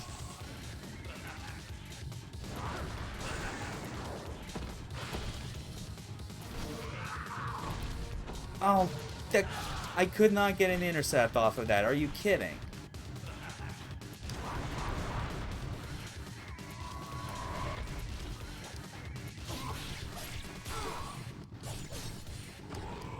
I tried to roll out of the way. Come on. Oh, you son of a...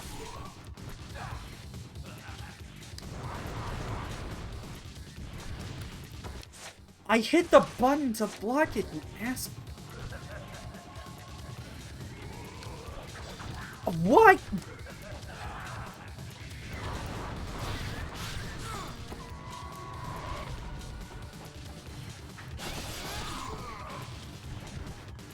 Oh, jeez. And of course, now because of all this, I'm not going to be able to get the part-time, despite giving me so much to work with. But he had to waste so much of his time continuing to spawn these stupid Bast Fiends.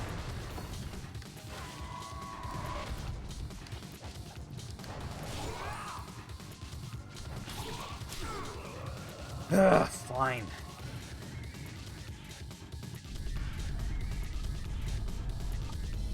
Really not as smooth as I would have wanted it.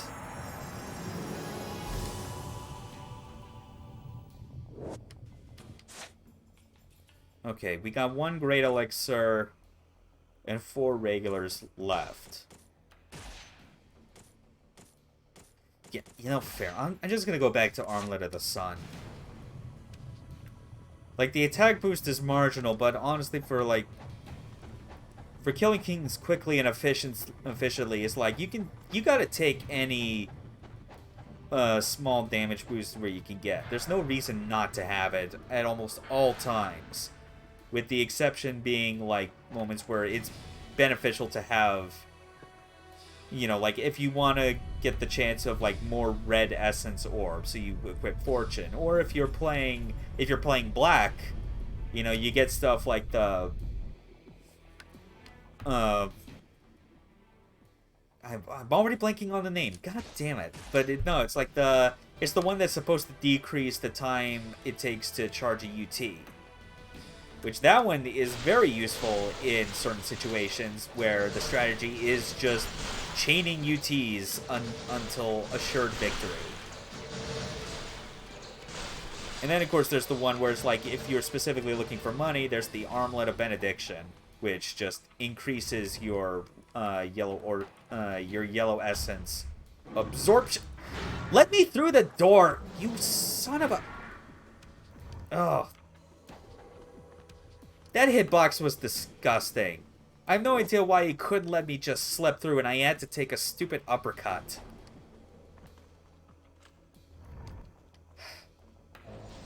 Freaking ogres.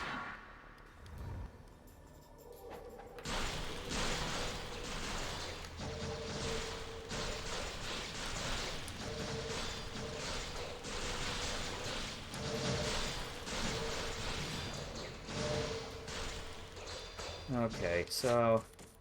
Oh yeah, we've now at 51k on money. That's cool. It's not 99999, but then again, a lot of that just comes to the fact that like that many of the weapon upgrade costs are so much higher than they are in the vanilla game or even black. Like, they obviously tuned this in specific ways where it's like you can't... It's a lot harder to get what would be considered like a more completionist playthrough out of the main game. Oh my...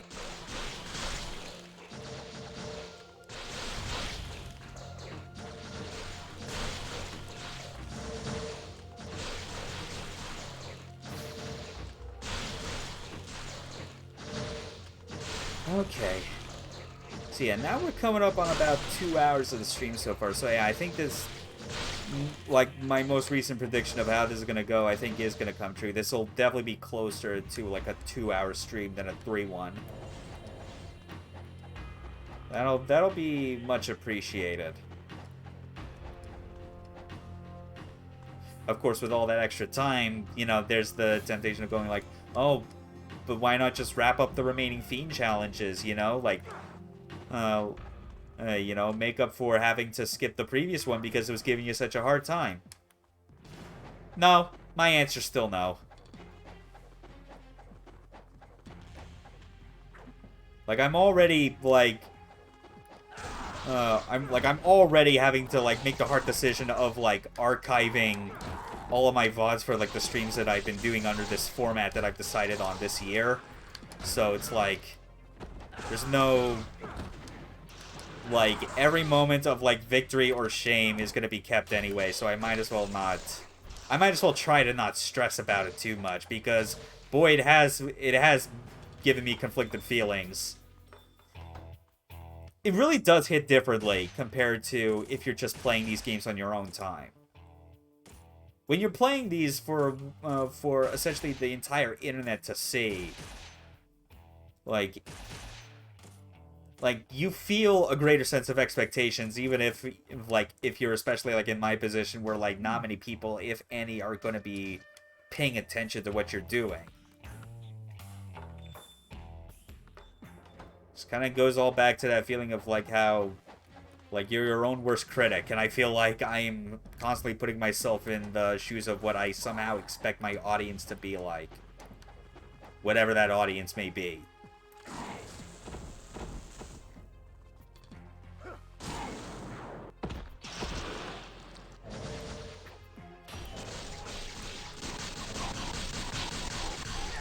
Ooh!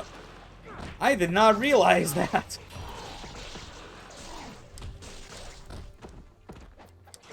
Oh, wow! 65! Ah! Oh, man, that made back a good amount of essence, I think. Like, at least a few thousand. Holy shit! And that wasn't even with an ultimate technique. That was just with the regular hit combos. Oh, man. Oh, God, the Hurricane Pack's so cool. It's still a shame that they decided not to, like, carry this over into Black. Obviously, like, the Intercept move specifically, but I feel like there'd be no reason not to just, like, include... Like, just, like, even if you don't, for some reason you decided to, like... Because the idea behind Black was that it was Itagaki and Team Ninja's way of, like, giving something back to the players that like Ninja Gaiden but didn't necessarily have Xbox Live and the means to participate in the Master Ninja Tournament, which is, like, I get that. But by the same token, I feel like there's, like, it would have been an even nicer bonus, especially for the sake of preservation, if they just, like, had an extra mode where it was, like, simulating the Master Ninja Tournament mode of the original game overall, and just have this exact same campaign with the Intercept, the Essence multiplier differences, the upgrade prices. Just have it as its own separate thing. It doesn't need to be built into the core difficulty levels of Ninja Gaiden Black, because, like, for as much as this has similarities to what would become hard mode in Black, it's still not quite what it is. There are still very specific differences in some of the enemy encounters, on top of the addition of the Intercept and the Essence multiplier differences.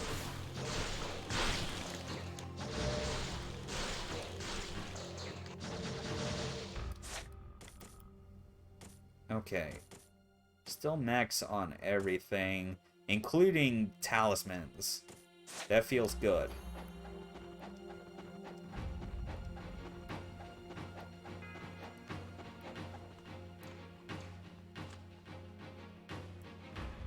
And now the long climb back up the tower that is technically upside down, which means that we should be going down instead, but who cares? It's a cool effect when you're approaching the thing anyway, because of the corkscrewing walkway over to the entrance. Like, that's awesome.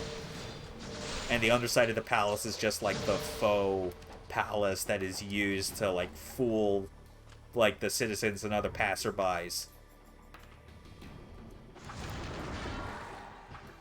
Let me through, please! No!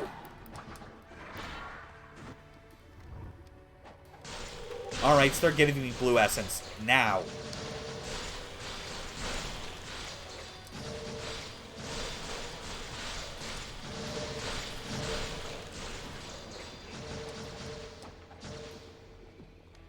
Okay.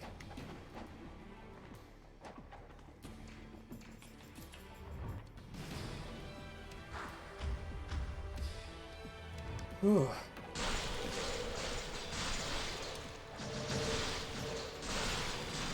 Man, Ninja Gaiden's so good. This series has always deserved better. Both in terms of new games, but also actually, like, properly preserving those old games and its different revisions. But to be fair, I could also say the same for, like, a lot of other games when it's coming from the perspective of wanting everything about a game or series' particular history being preserved for people to look back on. Because, like, I've already gone on record how, like, rather than just, like, a HD collection of, like, the trilogy, where it's just, like, one version of each game, I would, like, I've always gone on about how much I would have preferred having something like a Ninja Gaiden 1 collection in particular, where the idea is that it just has every major version of Ninja Gaiden 1, you know, Vanilla, the Hurricane Packs, Black, Sigma, maybe even throw in Sigma Plus, except actually have it be 60 FPS instead of 30 because it's no longer on the Vita. But then again, I guess that would probably be like, maybe just have it that as like a toggle that goes on top of base Ninja Gaiden Sigma. And again, like on top of that, it's not just me wanting that for Ninja Gaiden. There's other series I would like that for. Like I'm a VF fan. Obviously, I want whatever Sega is currently planning with that series, especially with the stuff they've done with bringing it back with Ultimate Showdown. I would like, on top of a VF6, to also have a VF arcade collection that is just, not just VF 1 through 5, but literally every revision and major update of those numbered games, you know? Because, like, think about it. Obviously, there wouldn't necessarily be one for VF1, because that was VF1. That was really more in it for the technical showcase of things. But, like, VF2, in pretty much all the instances that it's had, like, home versions, it's somehow, like, they had the generosity to include versions 2 and 2.1 as, like, a toggle for that. Because 2.1 actually did add some pretty significant changes to, like, what they had first established in the 2.0 version. Like, 2.1 adds backdashes. That's a pretty big deal, especially as far as, like, what stuff was going to get carried over to the future of the series. But then it's like, imagine if after that, they finally decided to give us a, like, proper arcade-perfect version of VF3. Both the vanilla and 3TB. Just to kind of show what that's like, and also not have, like, the jank that came from, like, that kind of, like, less than stellar port job to the Dreamcast. And then, of course, you get into the saga for VF4, so that you get Vanilla, Evo, Final Tune, with all the, which would also include stuff like the letter revisions that it had. And then the same thing for VF5, you know, going from Vanilla to R and then to Final Showdown.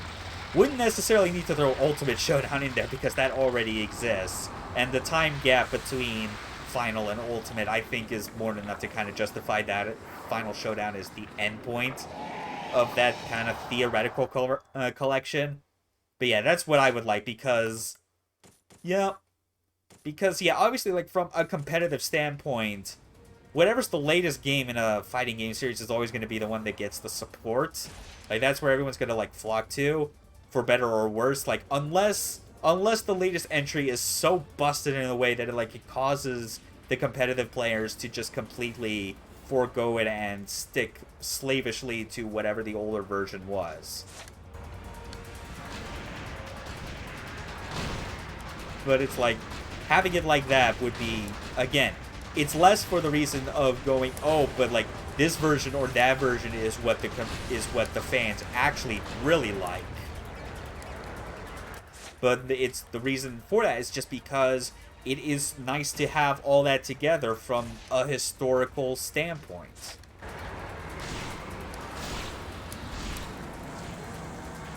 Okay.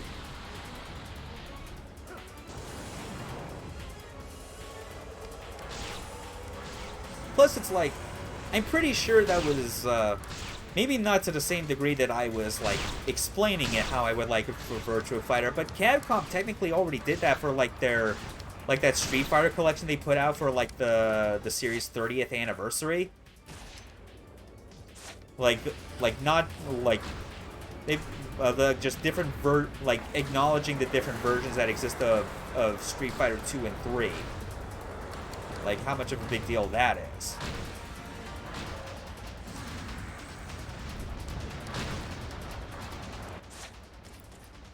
Okay, we're not gonna use another Nympho. And I don't even need to use my Incendiary Shards. Nice! Ugh.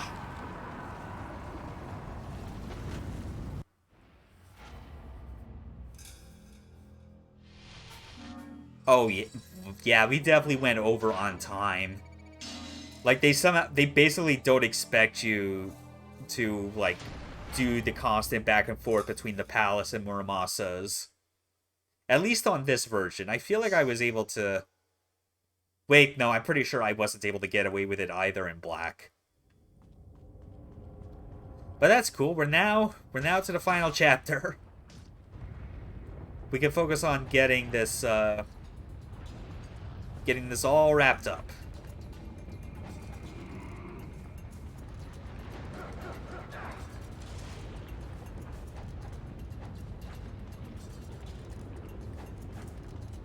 There we go. Pick up this Dark Dragon Blade.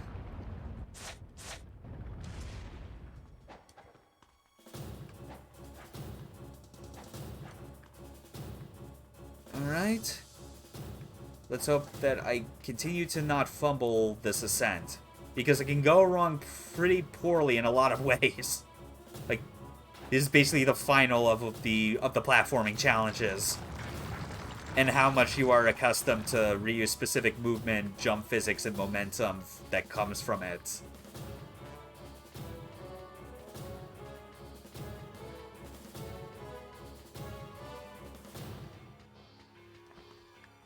Okay.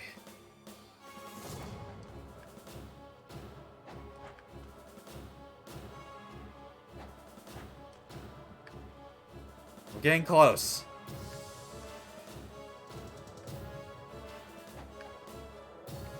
Oh, yeah. Now just jump and keep holding A. Climb up. Jump into Rachel's arms. And then get ready to fight our bastard uncle.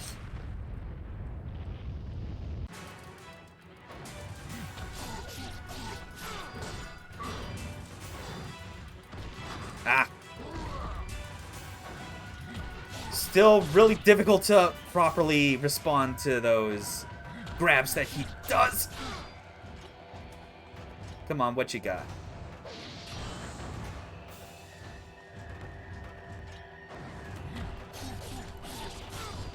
Ah, fine. I got more than enough elixirs to work with.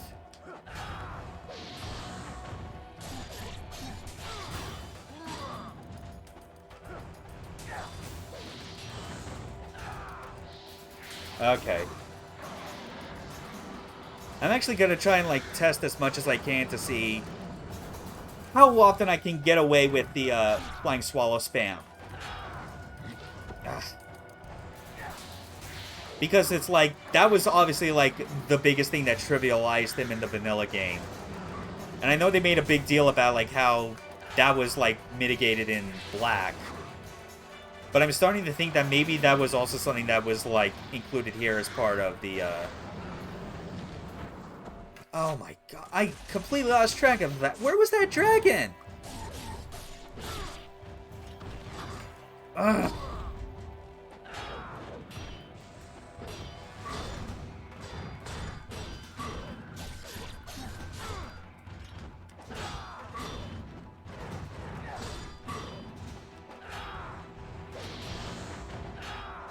Yeah, it's just... Yeah, the Flying Swallow spam just does not exist in Hurricane Pack 1. I guess that's confirmed. I never really thought to do that. But then again, it's like, I don't play the vanilla game that often, so it's like, I am obviously more used to how I'm supposed to fight him in stuff like Ninja Gaiden Black. Okay. But we got it. We didn't get the part-time, but that's perfectly fine. I showed the game from start to... relative start to finish. That's fine.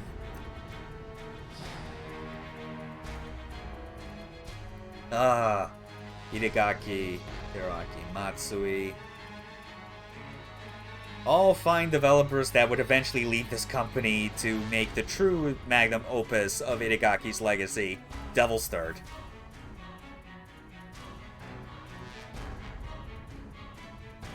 You may think I'm joking when I say that. And you're right. But at the same time, no, I'm dead fucking serious.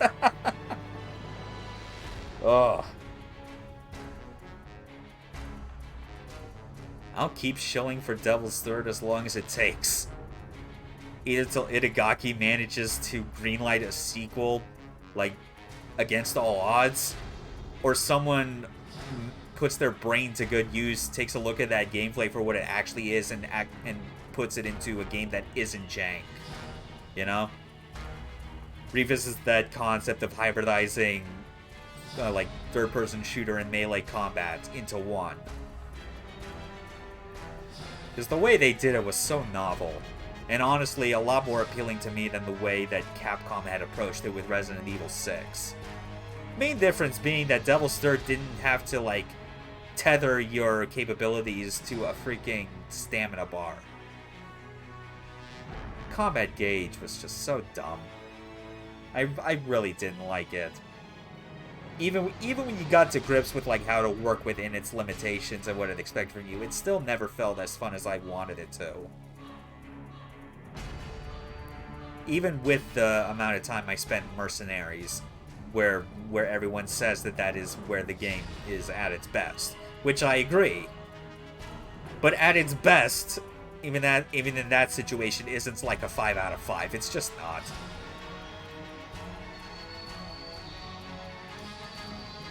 I'm thirsty. Hold on a second.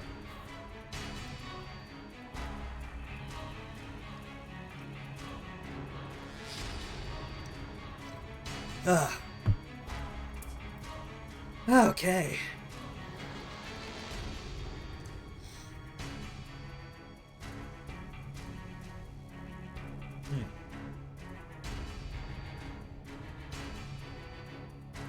You know, I'd probably have to look at this back to back, but I'm pretty sure that the FMVs that, like, play throughout, like, this credit sequence are, like... I'm pretty sure it's exactly the same as is in Black, it's just... At least with, like, the parts that are here. I imagine it probably goes for a bit longer, or some of the credits are just completely swapped out because of how Black acknowledges the people that participated in the Master Ninja Tournament on this version. Which I always felt was super cool.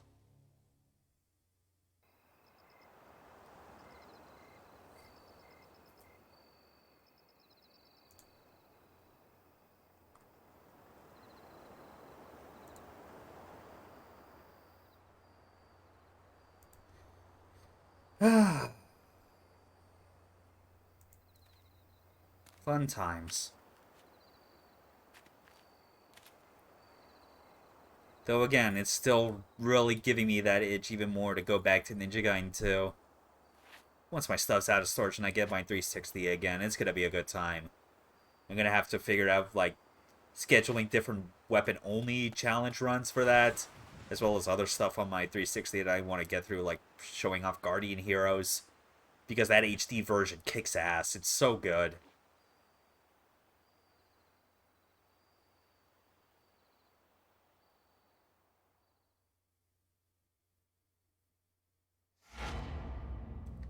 Alright. What do we got? Max scores and everything except time, which, again, that makes sense. I did die a lot. Those deaths did add to the timer. But, I mean, hey, still Master Ninja, I guess.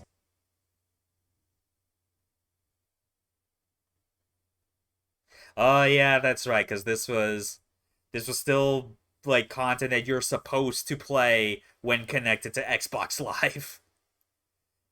Like, it basically needs to authenticate at the very beginning for you to even start the playthrough. And then you have to authenticate it again right at the end so that, like, you can actually upload the score.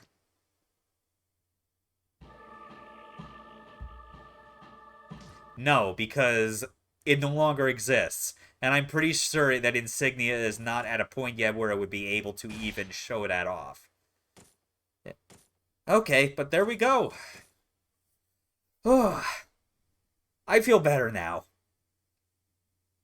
Again, because I was still feeling real bummed out at just how much time I was spending on that one Fiend challenge near the end of last stream, that I was really worried that, like, the rest of the game was going to just take even longer to complete. Like, I would need an extra stream after this.